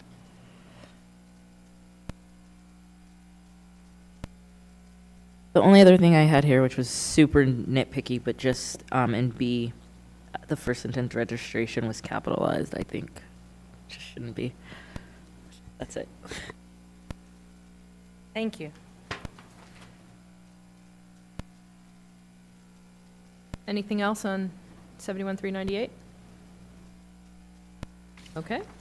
And finally, the last section, 71,399, which is related to STRIF.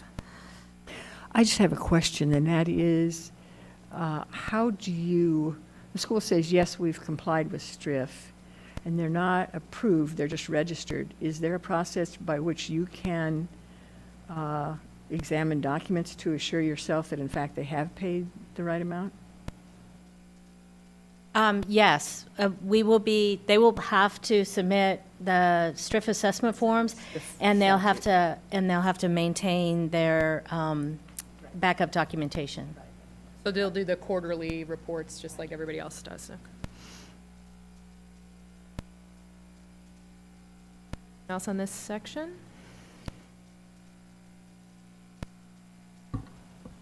Right. Are there any, other than the things we've already recommended, does anyone have any other formal recommendations to the Bureau regarding the language? Yeah, can I go back to 396 in B? I think you meant, maybe I took a little nap there. But I think you meant to say shall be rendered incomplete, because it doesn't quite make sense the way it's written. By this article shall render it incomplete. So an application that fails to contain all the information required by this article shall be rendered incomplete.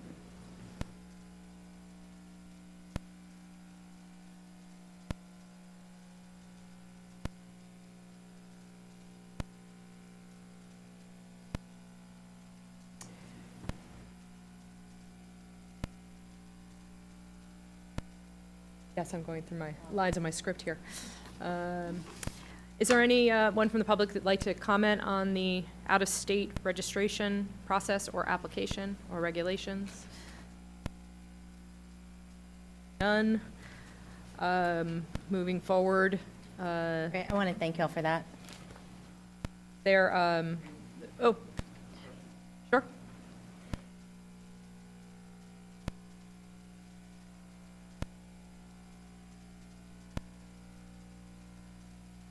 Robert Johnson, CAPS.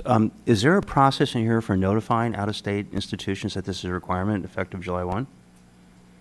That's a good question. There is not a requirement for that. I What know we it's a have requirement. done, well, it's difficult to know who you don't know. So we don't know what all institutions are out there. So what we have been doing since since January, we had a posting on our website about the registration requirement. Actually, Lisa Raffretti and I were on a conference call with the State Authorization Network folks to let them know what the requirements were. And also at NASAPS, we did a lengthy presentation on what the requirements are for California. So wherever possible, and then as we go through and get inquiries now, which is very common for Title IV schools, to ask about is it required that we be approved, we've been letting them know that we do have new requirements coming forth effective July 1.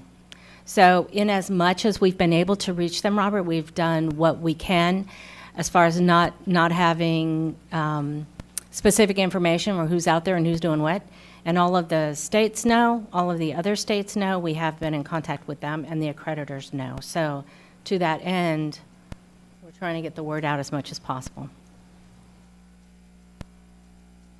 Thank you, Thank you. Robert. I would think that between the states and the accreditors, that they would be spreading the word as much as possible, hopefully. Also, Sam was I would really recommend active through the associations as well. You might get word to CQ and other state associations for proprietary colleges. We have not been in contact with specific organizations outside of basically the states, NASAPS, which is the National Association of Regulators, and then the State Authorization Network, which was a webcast, I guess, that we were on, featured guests. They weren't always nice either, so just for the record. Okay, thank you everyone for your input. Do we need a formal recommendation or to close this out? Okay. Okay, thank you everyone. Then we'll move on to item number 10, which is consideration of draft regulatory language regarding English as a second language programs. I'm going to hand out some materials that were provided by one of our public members, our public members of the public. Thank you. Oh, thanks. Yes, and for those of you in the audience, there are copies of the same packet of materials on the side of the room to my left, stage left.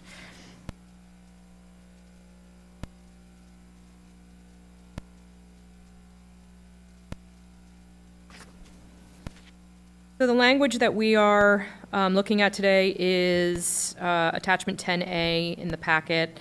It is.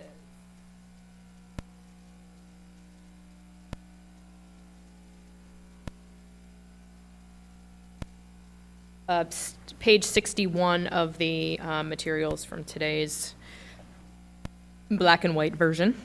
So we're looking at, starting with the Code of Regulations, Section 7000, regarding definitions, and the change, the proposed changes to subsection K, relating to exempt programs for personal entertainment, pleasure, or enjoyment. So I will first open the floor to the panel, to the committee, if anyone has any questions, comments, notes. The last time, and perhaps even the time before when this proposal came before us, I had given a number of comments about this. I have no problem in concept with the idea of exempting programs. The request made by the schools that wanted exemption, as they described what they wanted and needed and who they were, it is a much narrower focus than what this regulation does. My concern is that as drafted, the regulation may inadvertently allow schools that we're not contemplating become exempt from the oversight, and I don't think we want that. And if you look back even at the minutes from last time, I listed a number of points. I don't see that any of those were changed. And I guess I'm curious as to whether there was any looking at them and determination, or just it hasn't happened yet? It hasn't happened yet because the discussion's not over. So generally what we do as a refresher is we take all of the comments from the advisory committee and all of the advisory committee meetings, because these have been talked about a number of times. So we actually have a number of comments that are kind of sitting in queue.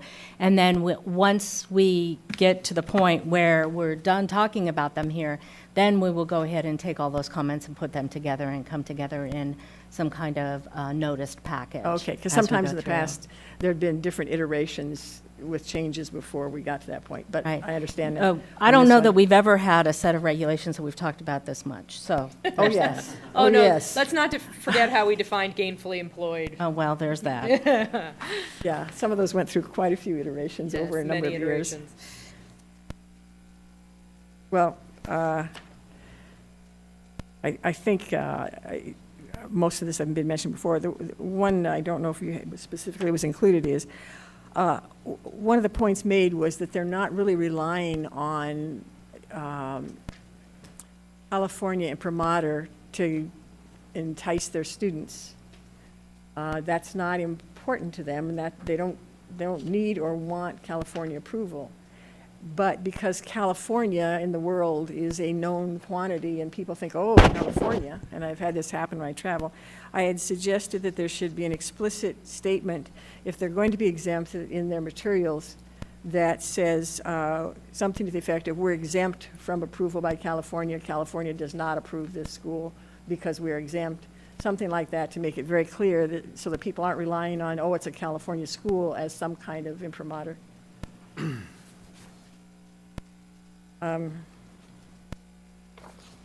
A technical thing in K2B, maintains a refund policy consistent with the mandates of the institution's accrediting body. I would say at least as generous to students as the mandates of the institution's accrediting body. I wouldn't want to interpret it that, if they want to do something more generous, they have to be consistent with what the accrediting agency says is necessary. H2H, I'd mentioned before, the language is too narrow. Broker has a very specific term, which is very narrow. I can try to send some specific language, but it should have if they refer students or prospective students to third-party creditors, or facilitate or arrange, private loans or other types of credit. I think loans is a little narrow. Probably should use the word credit in there somewhere as well. And the language in J also is too narrow. It needs to be more explicit or broader. Not that they, including some language about how they don't prepare students for employment in which their English language program will have sufficiently trained them, something along those lines. And we had talked about the fact, I think they indicated that most of their recruiting is done by foreign agents, so that the school, it should be explicit, the school is liable for the representations of their agents, because obviously it's not going to be too easy to go stop the agent from misrepresenting the school in a foreign country.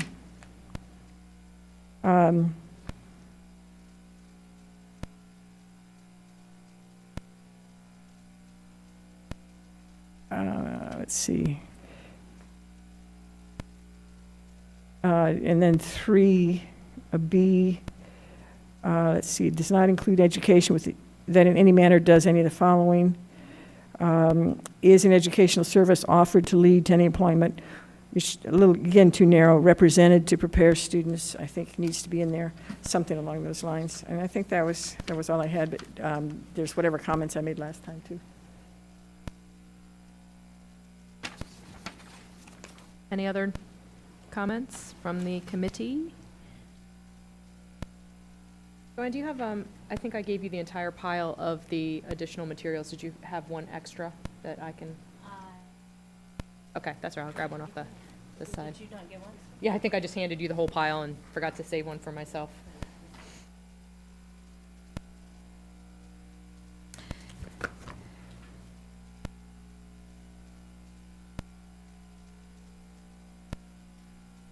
That's in our packet, right? Okay.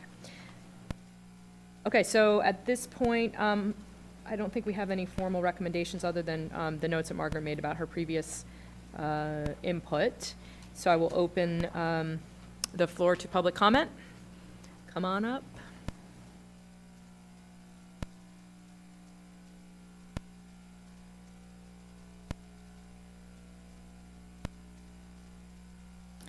I'll note in the packet while we are waiting for our first public participant, that in the packet is also public comment from Ellison Wilson Advocacy, who also spoke at the last meeting. Their notes are in the packet. And then the new information that our speaker provided is on the side of the room. Okay. Okay, thank you. Raymond Tribus from San Diego University for Integrative Studies.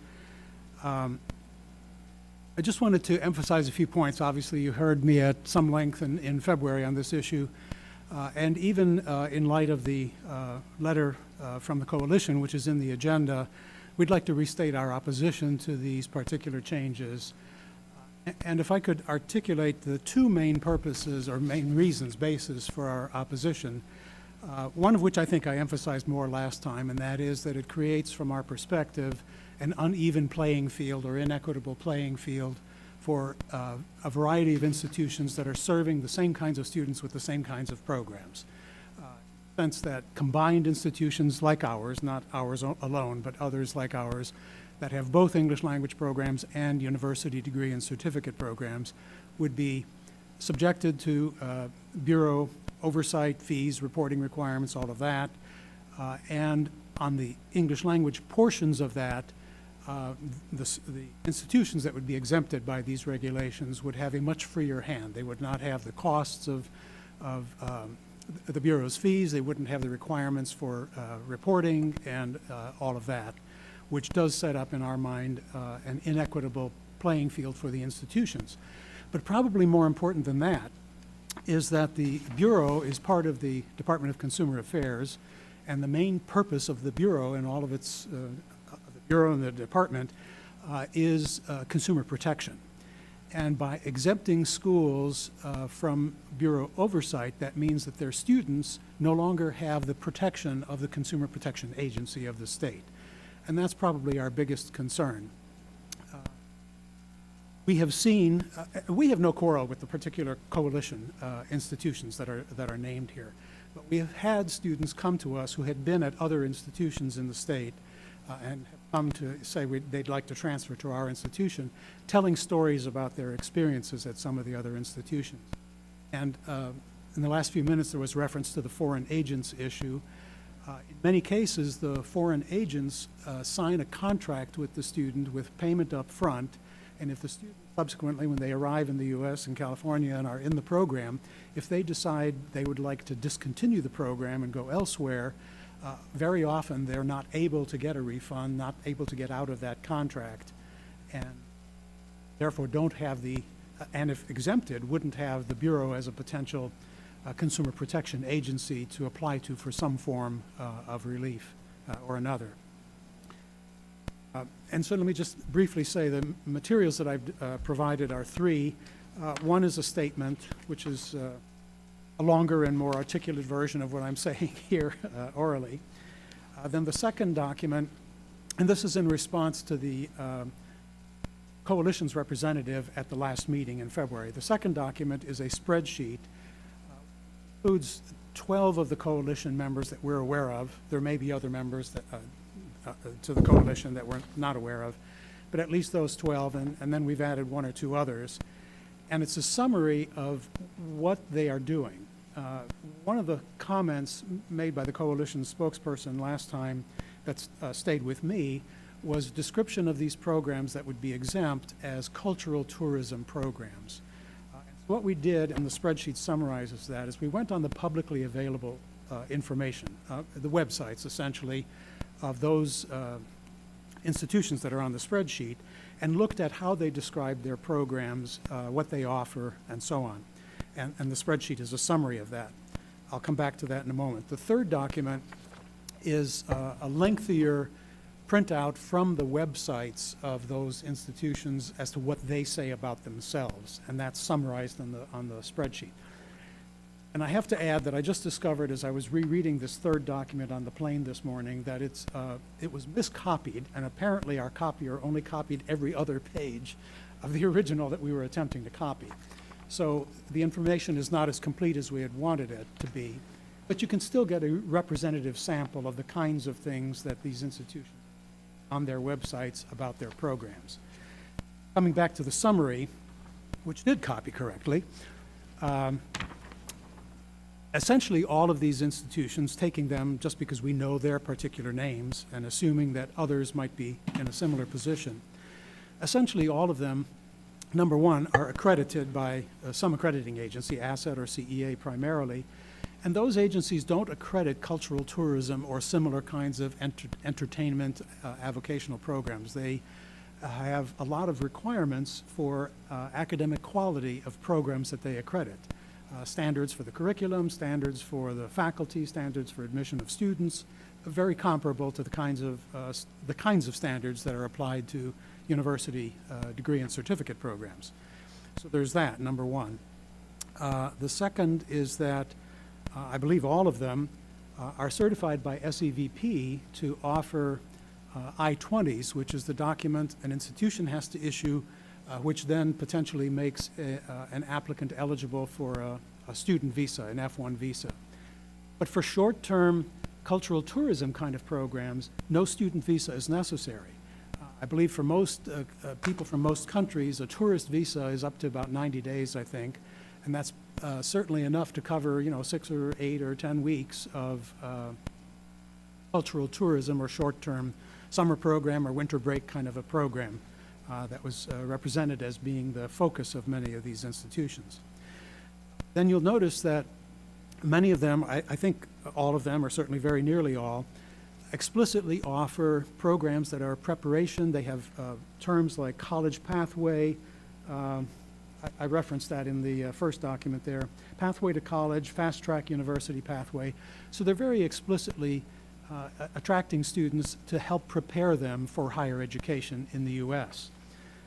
Many of them also specifically offer preparation for the TOEFL test and the IELTS test, which are used to determine English language proficiency for college entrance purposes. So they're very clearly targeting more than cultural tourism or recreational kinds of language programs. And again, essentially all of them also offer courses that are called things like Business English, English for Business and Specific Careers, Career English, and other titles like that.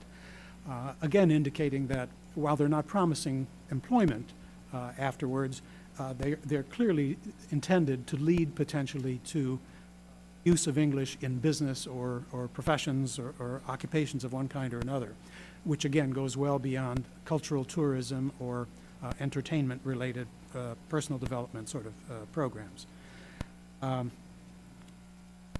In terms of whether any of these programs appear to be recreational English only, we have one line on the chart there that says recreational only, and at least of the ones we have on the chart here, all of them are no. They all offer other kinds of programs, not limited to these short-term recreational only kind of institutions.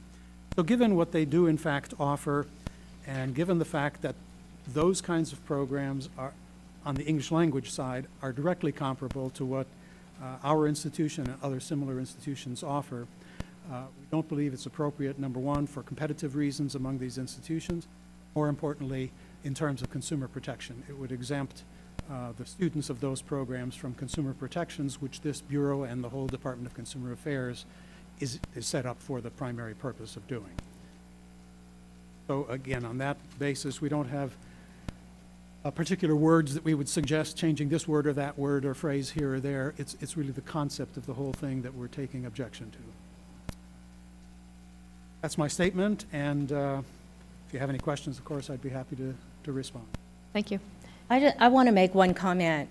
Just to be clear, if an institution did not meet the terms of this exemption, they would not be able to be exempt.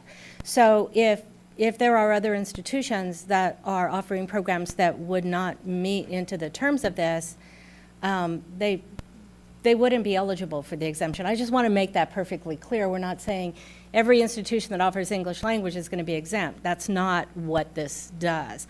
What this does, it says if they're given specific parameters, which these may or may not choose to change the way they do business in order to meet that, but if they meet certain parameters, then they would be able to claim an exemption. I just wanted to make sure that we're clear on that.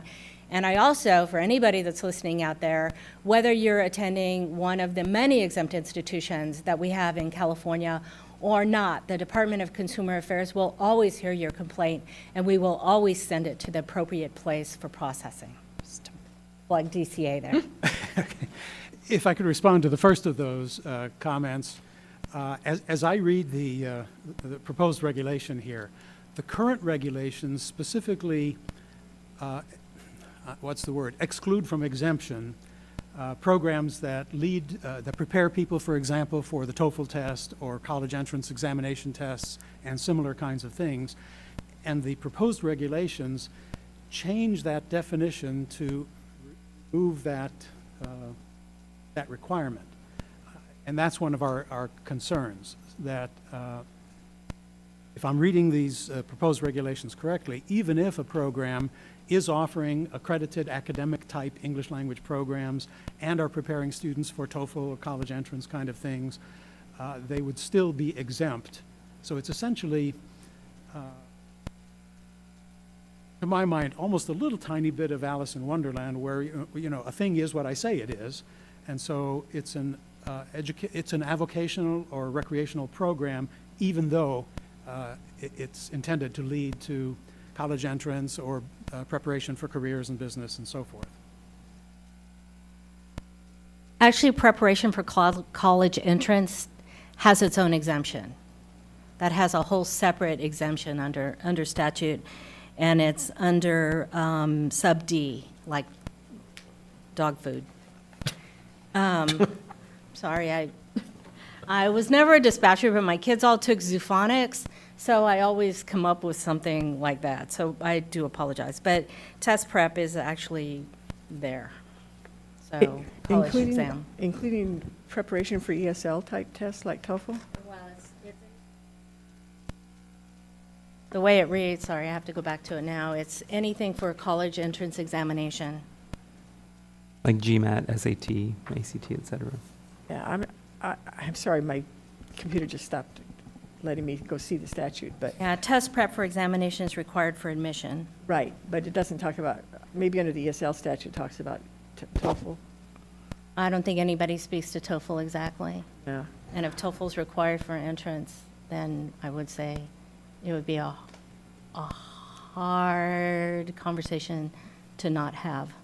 Well, I have to say, I am concerned, sort of for the same reasons I already expressed, that this exemption not be too broadly worded. And I thought I understood that these were not programs that would prepare people for TOEFL-type tests. Some of the programs as described are certainly a lot broader than we were led to believe. So I guess I'd reemphasize this exclusion needs to be very carefully, very narrowly tailored, and I'm not sure we're there yet to deal with some of these. Thank you. The purpose, these institutions are all taking students on a student visa, right? I mean, they're here in the United States on a student visa. These are not U.S. residents taking English courses. Typically, yes. We have the thing that says that, it's got to just be for students. It's an I-20. Is that what's the visa? What's the visa designation? I-20. I-20. That's the education. Well, the institution issues the I-20, and that qualifies someone for the F1 student visa. All right, so the F1, they're here for an F1, or I-20 F1. So if that's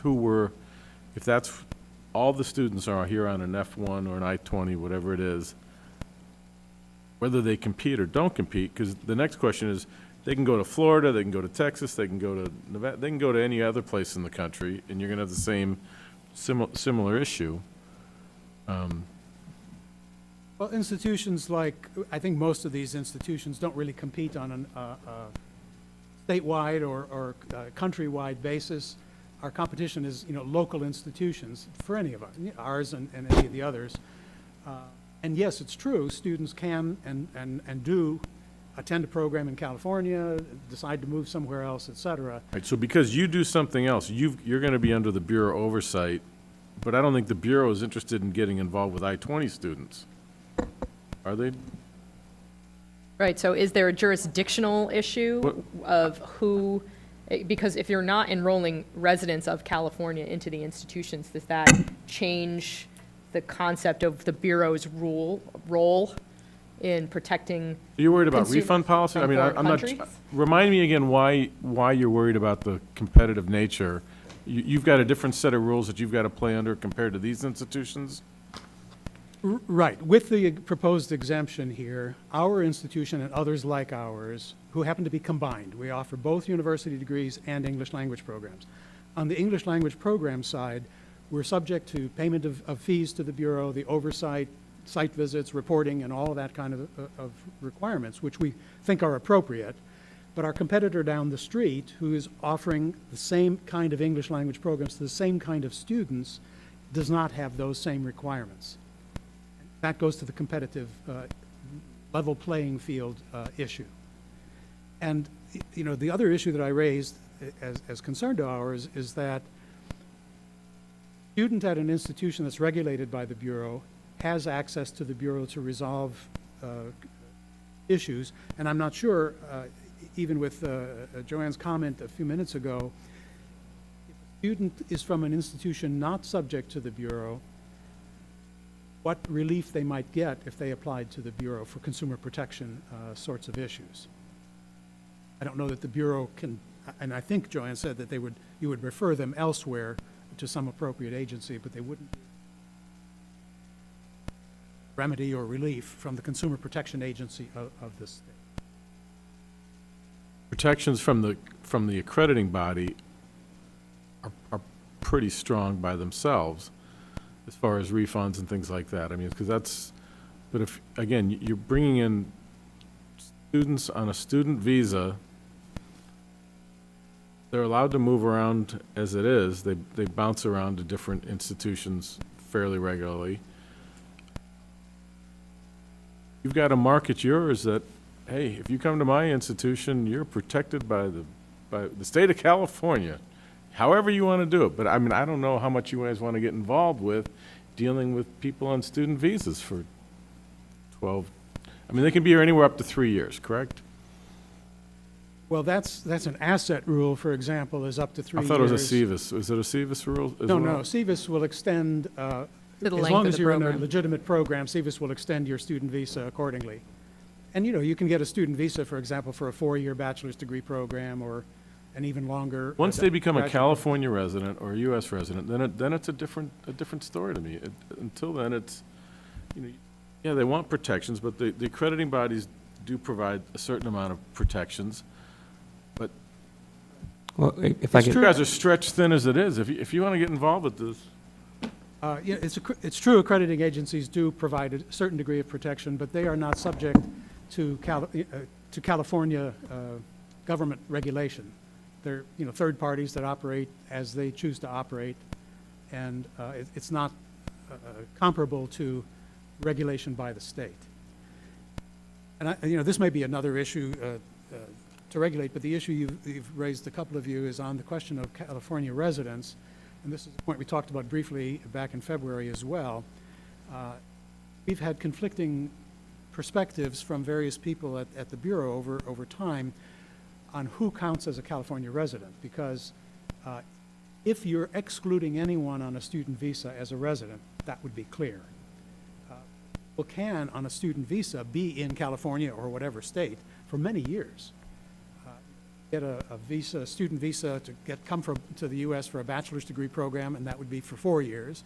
Then they decide to go to a graduate, say a doctoral program, for another 4 or 5 years. They can get their visa extended for that program and potentially be in the U.S. for quite a number of years. Are they considered residents? but while they're getting their bachelor's and their doctorates, they're no longer at these schools. They're no longer at the schools referenced on this piece of paper as they're going to get their doctorate, their master's, their bachelor's.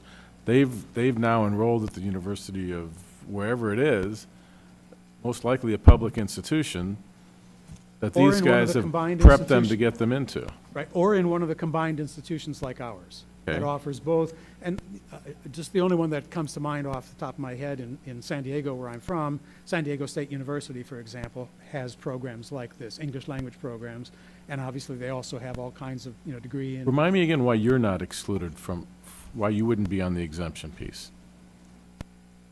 Partly because as a combined institution, we do offer degree programs, and that makes us subject to Bureau oversight. But the oversight extends also to our English language programs. That program is So if listed. the exemption was based on the student status, are they here on an F1 visa? That work? Well, in a circumstance such as the institution that Ray represents, no, because you're looking at an institutional we only have institutional exemptions. We do not have programmatic exemptions or type of student exemptions. It is an institutional exemption or. And any institution in California, just, sort of to broaden this for context, if you are a degree-granting institution and you offer non-degree, short-term training, continuing ed, any of those things, if you're not an exempt institution, any program you offer has to be approved by the Bureau. That's just the way it works, because you're either institutionally exempt or you're not. And so in your case, you are in an institution that offers programs that are not exempt, so therefore the institution can't be exempt. Right. I understand your concern. I understand there's, there is both a market-driven and consumer-driven issue, and I get that. I think for me, looking at what is the context around who these students are, how long they're here, what are they doing while they're here, that ultimately the goal of these types of things is not post-secondary education. And I think that's one of the things that for me, in my mind, I can separate those two things out, because if you're bringing someone over for cultural tourism or to, be better in English for whatever reason, or to prepare for potentially taking the TOEFL so that you can go to college, all of that is post-secondary or unrelated to post-secondary education, which I think is, for me, where I kind of separate the Bureau out. So I completely understand your concern. I'm sure that we'll have more work on this. If anybody else has comments, jump in. But I do think there's a distinction unrelated to the ESL piece of this, which is you're either an exempt institution or you're not, sort of regardless of what programs you have. And I think that's a challenge that, having come from an institution that we offered degree programs and continuing ed programs, we were kind of stuck with what we got because we're not an exempt institution. So, following up on what Dave said, The problem is that the exception as drafted is not limited just to foreign students. And that's one of the things I noted before, that it should be, if it's going to be that, that's what it should say. And should be limited only to students who are foreign students here, just for the purpose of learning some English. The current provision says that if you're a avocational recreational school, you don't need to be approved. But it says these things are not recreational, avocational. It lists the things like for ESL kind of things, including enhanced language skills for any business or occupational purpose. Or if it assists a student to prepare for a test administered in conjunction with undergraduate or graduate education work. I think these schools were saying, we're not doing that. And I think his point is, that's what they're saying, but in fact, they are doing some of that. And I think what the exception that we're kind of trying to come up with should be as to what they say they're doing. So if they're saying they're not preparing people for, tests to go into college, then that should be part of the exception. You cannot be preparing people with tests to prepare for college, or to enhance language skills for any business or occupational purpose. That's what they're saying, that let's tailor that exception to exactly that, so we don't inadvertently include other things that are much broader. That's. I think that captures our concern. If it was really a very narrowly construed exemption, we would probably have few or no objections to it. But just last summary is that the programs, at least the ones that were named here and that we've reviewed, are not limited to cultural tourism or short-term, purely recreational programs. Thank you very much. And thank you for the materials as well. I can make a comment real quick. In a sense, it sounds like we're talking about or arguing a hypothetical, like what if these schools were not approved? They have been approved, so it is a knowable thing how many enforcement actions, what protections the Bureau has been able to provide to these students. These schools have been approved, correct? And they're seeking exemption. So if we're wanting to protect students, we have been protecting them. How is that working? So that is something that should be considered here, are these international students, how many F1 visa students have processed the STRIF claim? How many of them have filed a complaint that was referred to disciplinary action? And part of that is the performance fact sheet doesn't really apply to these students, and that's part of the difficulty that the Bureau has, in that you end up with a performance fact sheet that is really just all zeros, because the programs, they could complete a 12-week program in English, but it's not, never was it designed to lead to employment. Right. And so you end up with, pages of zeros, which, But the performance you fact could sheet, do it, point taken, the performance fact sheet is only one of myriad concerns that the Bureau has and protections that are in place. And so I just wanted to make the note that we have a known case, we have a status quo in which these students are being protected, and we could measure whether that's means and if there's any value in that protection for the F1 students coming over for language tourism classes. In relation to this topic, just a couple of things. Again, I don't think that we're so concerned about the foreign student coming just for a recreational learning of English. In the past, or historically, courses offering English as a second language, or institutions offering English as a second language, were often centers for fraud, because people who don't speak English were more easily defrauded, cheated, whatever. And so having them under the Bureau, over the past, probably it's been, except for a couple of years, it's been, 20 or 30 years now, has really reduced that problem. So the question is, and it doesn't mean that they're having, that there's a lot of actions, because no, in fact, we got rid of a lot of those problems by having these schools under the Bureau. The question is, if we're going to start excluding, how do we define that narrowly enough that we don't once again have an explosion of ESL institutions that are causing problems? I see. And I think that was addressed under the old law, Margaret. We actually had a separate provision for the IEP, what we call the intensive English programs, that was separate from the ESL programs, which are under the non-degree side of the house. So I think your point is a good one.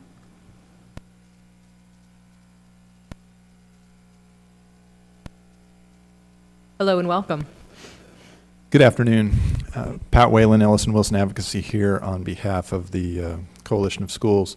I wanted to start, by reminding and perhaps educating for the first time some of the committee members. Back in 2013, which I think predates at least some of the folks up on the dais, our coalition sponsored legislation carried by Assemblymember Jimmy Gomez, who's currently running for the congressional seat vacated by our new Attorney General, Javier Becerra. But he carried legislation that would have essentially given us a statutory exemption that was similar in concept and language to the regulation that's currently before you. After consultation with the staff of the Business and Professions Committee, as well as staff here at the Bureau, we agreed and we made a commitment to work with the Bureau because all parties agreed that this is something that could be done by regulation rather than statute. And we said, okay, we're not wedded to a particular vehicle. And so we started looking at the particular regulation, 7000K that you have in front of you. For the last 4 years, we've come before this body. We've made numerous presentations, and I know that, again, some of you have changed and maybe haven't all had the benefit of that, but the material that we've submitted is in the possession of the Bureau. We have submitted for Bureau review all of our schools. They've had all of our websites. We've submitted samples of the certificates of completion that students get, because, again, we're not a degree-granting institution. We don't give diplomas, but sometimes the students like to have something to show mom and dad they actually went to class. And so we feel like we've been extraordinarily patient and doing our best to comply with a regulatory scheme that, as the chief noted, doesn't really apply to us. As just a for instance, the student performance fact sheet that all of our schools are currently required to fill out is 9 pages of things that are almost universally inapplicable. Page 1, number of students, okay, we can do that. Students available for graduation. We don't graduate anybody. They come and attend for a set period of time and then they go on to another school or they leave. We don't have a specific graduation system. Page 2, graduates available for employment, graduates employed in the field, placement rate. Under federal law, none of our students can work in the United States when they're on the visa. All of that is inapplicable. Page 3.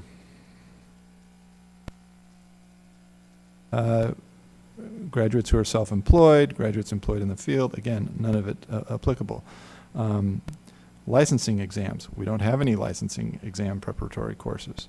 They're not here to get a job as a architect or accountant or whatever else you might need a license for. Federal student loan debt. We don't take any Title IV money. It goes on and on. The entirety of the student performance fact sheet is stuff we don't do and that does not apply to us. And I think it's indicative that the areas of the highest concern for the Bureau over the years have been schools that purport to offer degrees, schools that represent to students that they're going to get a job, schools that represent that the job is actually going to pay for the educational debt that they've incurred. We don't do any of that. We don't make representations about employment. We don't have financial aid in any way, shape, or form. No Title IV money. There's no employment.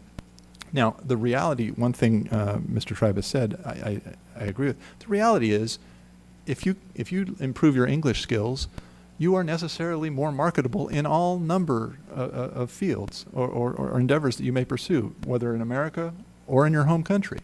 English is valuable currency. And so we're not denying that somebody who improves their English skills is going to have better opportunities down the road, whether they want to enroll in a U.S. university or just be better at the family business back home, where English helps communicate with any number of people. With respect to the comments by Ms. Ryder, I thought a lot of them were very good. the modification to 2B on the refund policy being, at least as strong as the Department of Education. But we agree with that. We think that's a good suggestion. On 2H, it currently says does not facilitate or broker any private loans. I think the suggestion was add or credit or put in other language. We agree with that. I think that's a good suggestion because we don't do any of that. And we agree that the intent should be to have this exemption be as narrow as possible. That was part of our commitment to the legislature, and the commitment to the Bureau was that we are not trying to create an exemption that people can drive a truck through. The suggestion on 3B, I think, was offered or represented to offer, words to that effect. I think that's a good suggestion. So we don't have any issue with tightening any language that is perceived to be ambiguous. I would also say that as to the material presented by Mr. Tribus today, and I didn't have a chance to fully review it, in the 4-year, let me back up, we proposed language similar to what you have before you. Your staff has reviewed it over the years and has made tweaks. But all of our coalition schools signed off on it. And one of the requirements that you'd have to meet to be qualified for the exemption is 2D, provides only English language instruction and or education offered for the purpose of personal entertainment, pleasure, and enjoyment. Now, over the 4 years, I don't know this, and I haven't had a chance to cross-check Mr. Tribus's spreadsheet. It is entirely possible to me that our member coalition schools have expanded their offerings. I have no problem telling them, as the Bureau Chief indicated, they have a choice. They either meet the terms of this exemption. If they want to expand their business to do something else, they're not exempt. I would say the same thing to Mr. Tribus. He has chosen to offer both English and degree granting programs. We don't do anything like that. That's a business choice that he's made. Under this, yes, his school would not be exempt because under the statute it's institutional exemption, it's not programmatic. But that's a choice that his school has made. They market to a certain category of student. It's in the very name, the San Diego Institute or University for Integrative Studies. They offer an integrated program. You can come, you can learn English, and then you could advance on to a bachelor, master's, doctorate degree. In fact, if you pull up their website, which I was on the phone today, you go to their website, it looks like it's a standard post-secondary educational institution. It talks about all their bachelor, doctoral programs. It's only on one tiny link on the side that says English programs. And you click on that link, and it's no longer called the University of Integrative Studies. It's called the USA Language Center, which is housed on the campus of San Diego University of Integrative Studies. And it talks about things like we're going to advance your personal and professional growth, and we're going to offer you academic and career counseling. So it sounds like a very robust program, and I'm not faulting them at all for that, but they are clearly marketing an integrated package of we'll teach you English, we'll get you higher education, we'll get you a degree. Nothing wrong with that, but that is the exact type of school that should be regulated. We're different, and if any of our coalition schools don't qualify for the 12 conditions that we've set forth in our requirement for the exemption, they won't be exempt. So we would urge the committee to move forward with this as soon as possible, just because it's been so long. And in answer to Mr. Holt's question, it is represented to me by our members that there have not been any complaints during the 10-year or since 2010 when the Bureau was reinstituted and our folks were included in the regulation. So I would invite the Bureau staff to verify or check that to see if our sector is a problem. One of the things that happened a couple years ago is Ed Howard, who's a very well-known consumer advocate, student consumer advocate. He came to this body and he testified. He said, look, I want the Bureau's scarce resources to be focused on the students that I represent, the students that are vulnerable, the students that are being defrauded and coming out with lots of debt and not able to get a job. And he told you, he said, These are not those schools. It's a benefit to the consumers who truly are vulnerable if we can take these types of schools that don't present problems off the Bureau's plate. Yes, they have to honestly meet the exemption requirement, but if they do, that is more resources for you to spend elsewhere.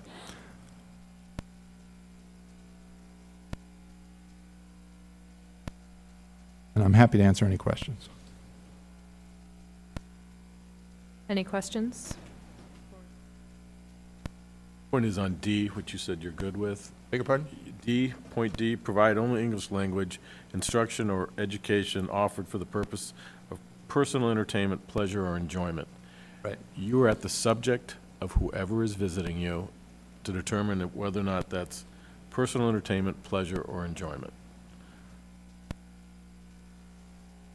Very open. Well, we're certainly open to language if the committee needs it clarified. At this, I don't think the Bureau wants to be working with these schools or providing site with these folks. It's a different animal. I agree with you. Just make sure, me, a business English, somebody's gonna look at that and say, business English, is that for enjoyment? Somebody's gonna say, no, that's for job. Business English, yeah, when you go home, at the end of your 3 or 4 months for the summer, that's international business is English. we agree. Thank you. Is there a proposed timeline or next step for this particular? Well, unless anyone on the committee has a formal recommendation, I would have to defer to Joanna Mina about what the next steps would be. Generally, what happens, Pat, is we take all of the comments and all of the prior comments and all of that under consideration, go back and rework language, and then move it forward, basically notice it. And then depending on, of course, everybody has an opportunity at that point to comment, at least a 45-day notice period to make comments on regulations. I mean, there is a comment process outside of the advisory committee when you're working on a formal regulation process, so. I am to familiar with that. end. I'm hopeful that we can get to that point soon.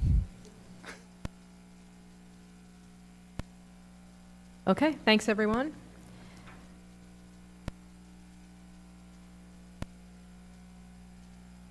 Any other public comments on subsection 10? Okay. And for anybody watching on the web, the information that Mr. Trebus, I hope I didn't butcher your name, provided will be posted with the materials as soon as we are able to get that done. Before we move on to number 11, I would like to propose a 5-minute break. If everyone's okay with that? Mm-hmm. And we're good on time. It's only 20 past 2, and I think we only have one item and open at the end, so. And put that language in your section at the end where you cite relevant statutory provisions, so that it would be consistent and you would have it either one place or the other. And then the only other comment I had was, I think in section 3 under 94874B2, I think that the language from B1 accidentally got copied in there, and I think it's different language under the statute. I think that's the one that says an institution offering pre-apprenticeship programs rather than educational programs. Yeah, I actually had that note too, that B1 and B2 were exactly the same. That was it. Right. So, Margaret, can you go back to your prior comment about including all the language in the form, or did you say put it into the reference section? Yeah, at the end you have reference of relevant statutes, and so if you didn't want to have your form be that long, you could just include those relevant provisions in your reference statutes. But what I'm saying is I would do them all consistently, one way or the other, whichever way you think works better. Okay.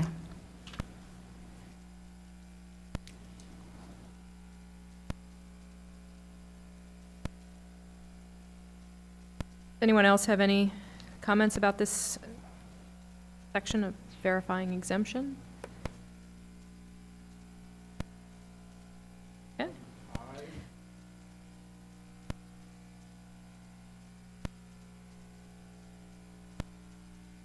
He's talking about section I. Institution is accredited by the Accrediting Commission of Senior Colleges. That's both, isn't it? WASC Senior or WASC Junior. I'm finding it. It is page 3 of 9 of the application packet.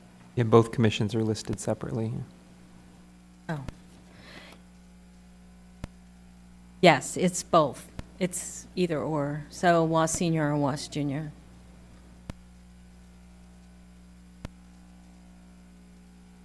Field was exempt. They were exempt, yeah.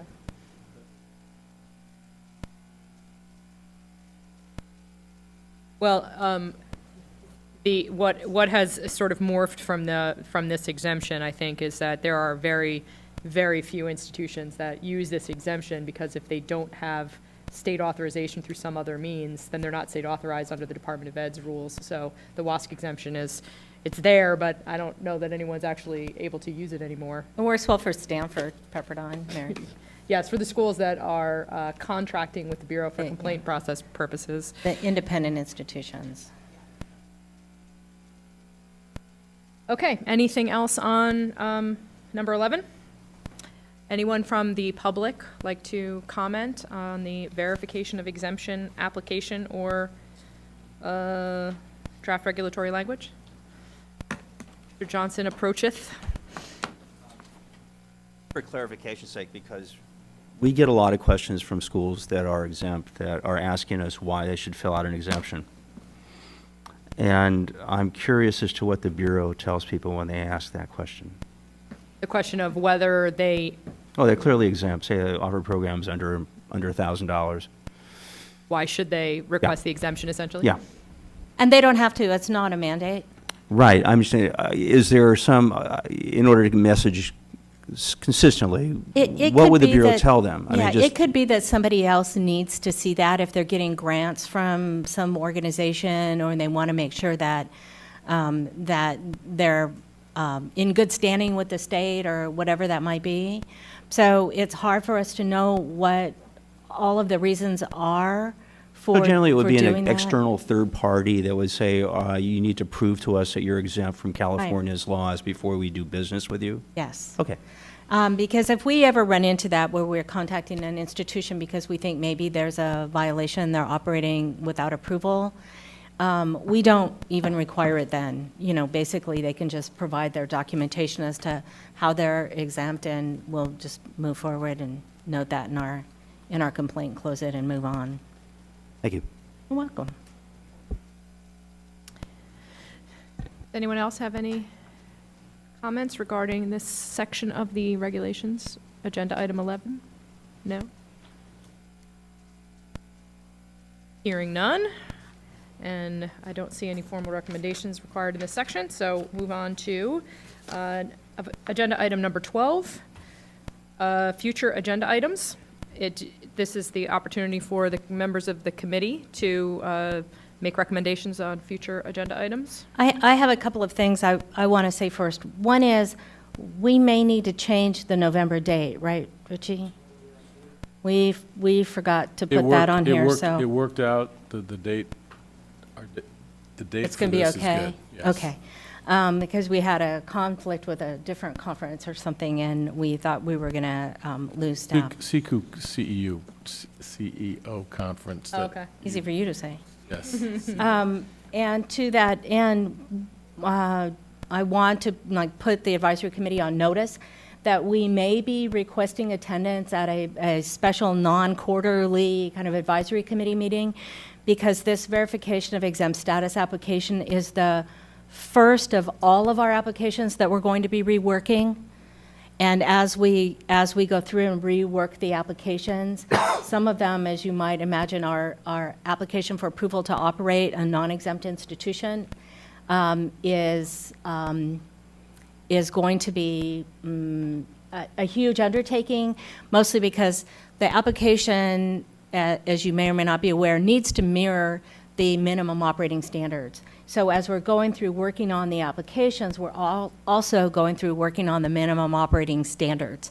So we may have to have a couple of advisory committee meetings simply to work through. I would expect going through that one application would probably be an all-day meeting all by itself, just to forewarn you.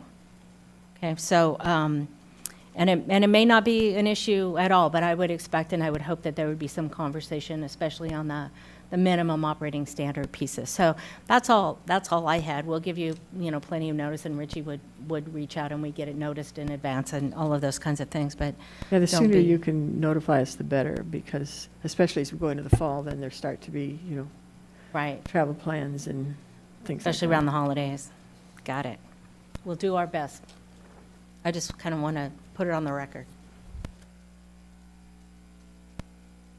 Joanne, anyone else? Items for future discussion? I had mentioned this before, it kind of came up again today.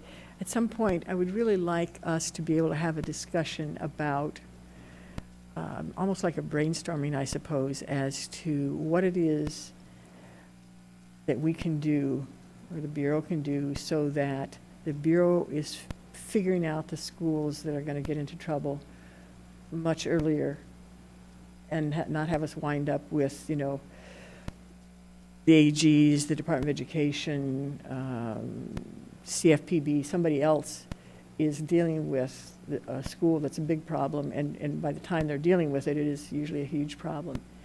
And I sort of envision, having different people from the Bureau talk about, what they're doing, how they think it works, and are we any closer to being that point agency and really getting things, caught in the beginning. And I think, as was made a point earlier, we're not going to know that until the next big school hits the fan, and then we'll say, whoops, we weren't there. So it's a little hard to measure, but I'd just like to, we sort of talk often about very specific stuff. And I'd like to sort of talk in the big picture about, is all this specific stuff getting us to that point where the Bureau really is the point agency?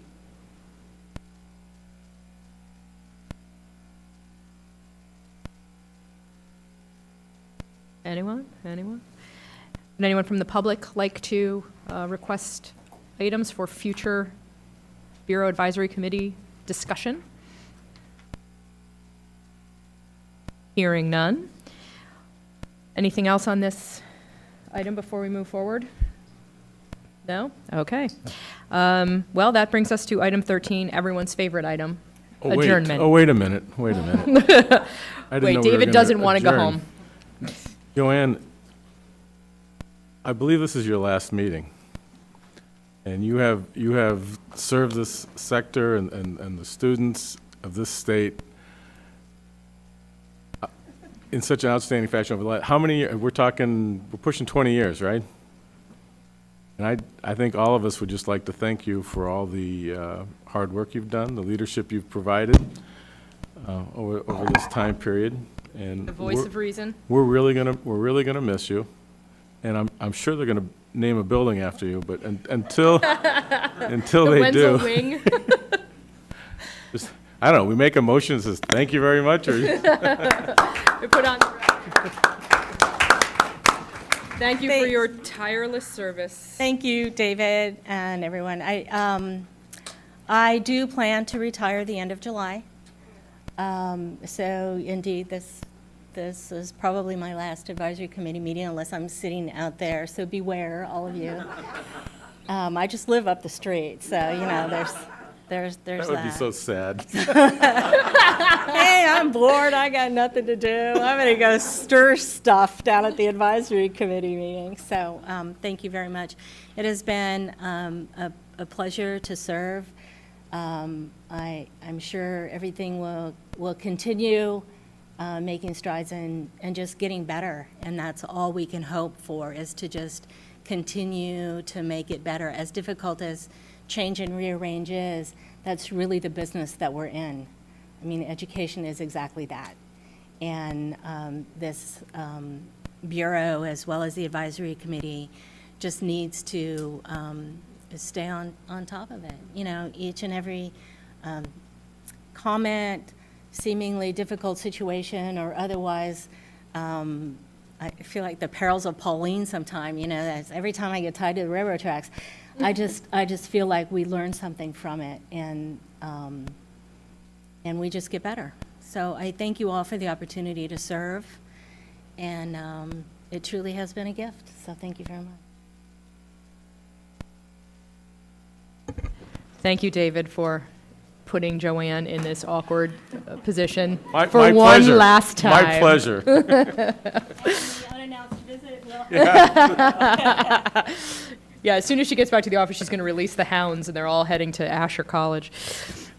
Okay, well, and I will reiterate our great thanks to you, Joanne, for being the steady hand for the past, seems like forever, and all the best. And you're going to have lots of fun, and when you're off, you know, doing your road trip, while the rest of us are sitting here in August, you can laugh from afar. So with that, if there is nothing else, I'll ask for a motion to adjourn the meeting. So moved. David, second? Second. Mika, thank you. All in favor? You need to do a roll on that, Richie? He's like, no, I think pretty much everyone agrees. Unanimously, we adjourn. Thank you, everybody.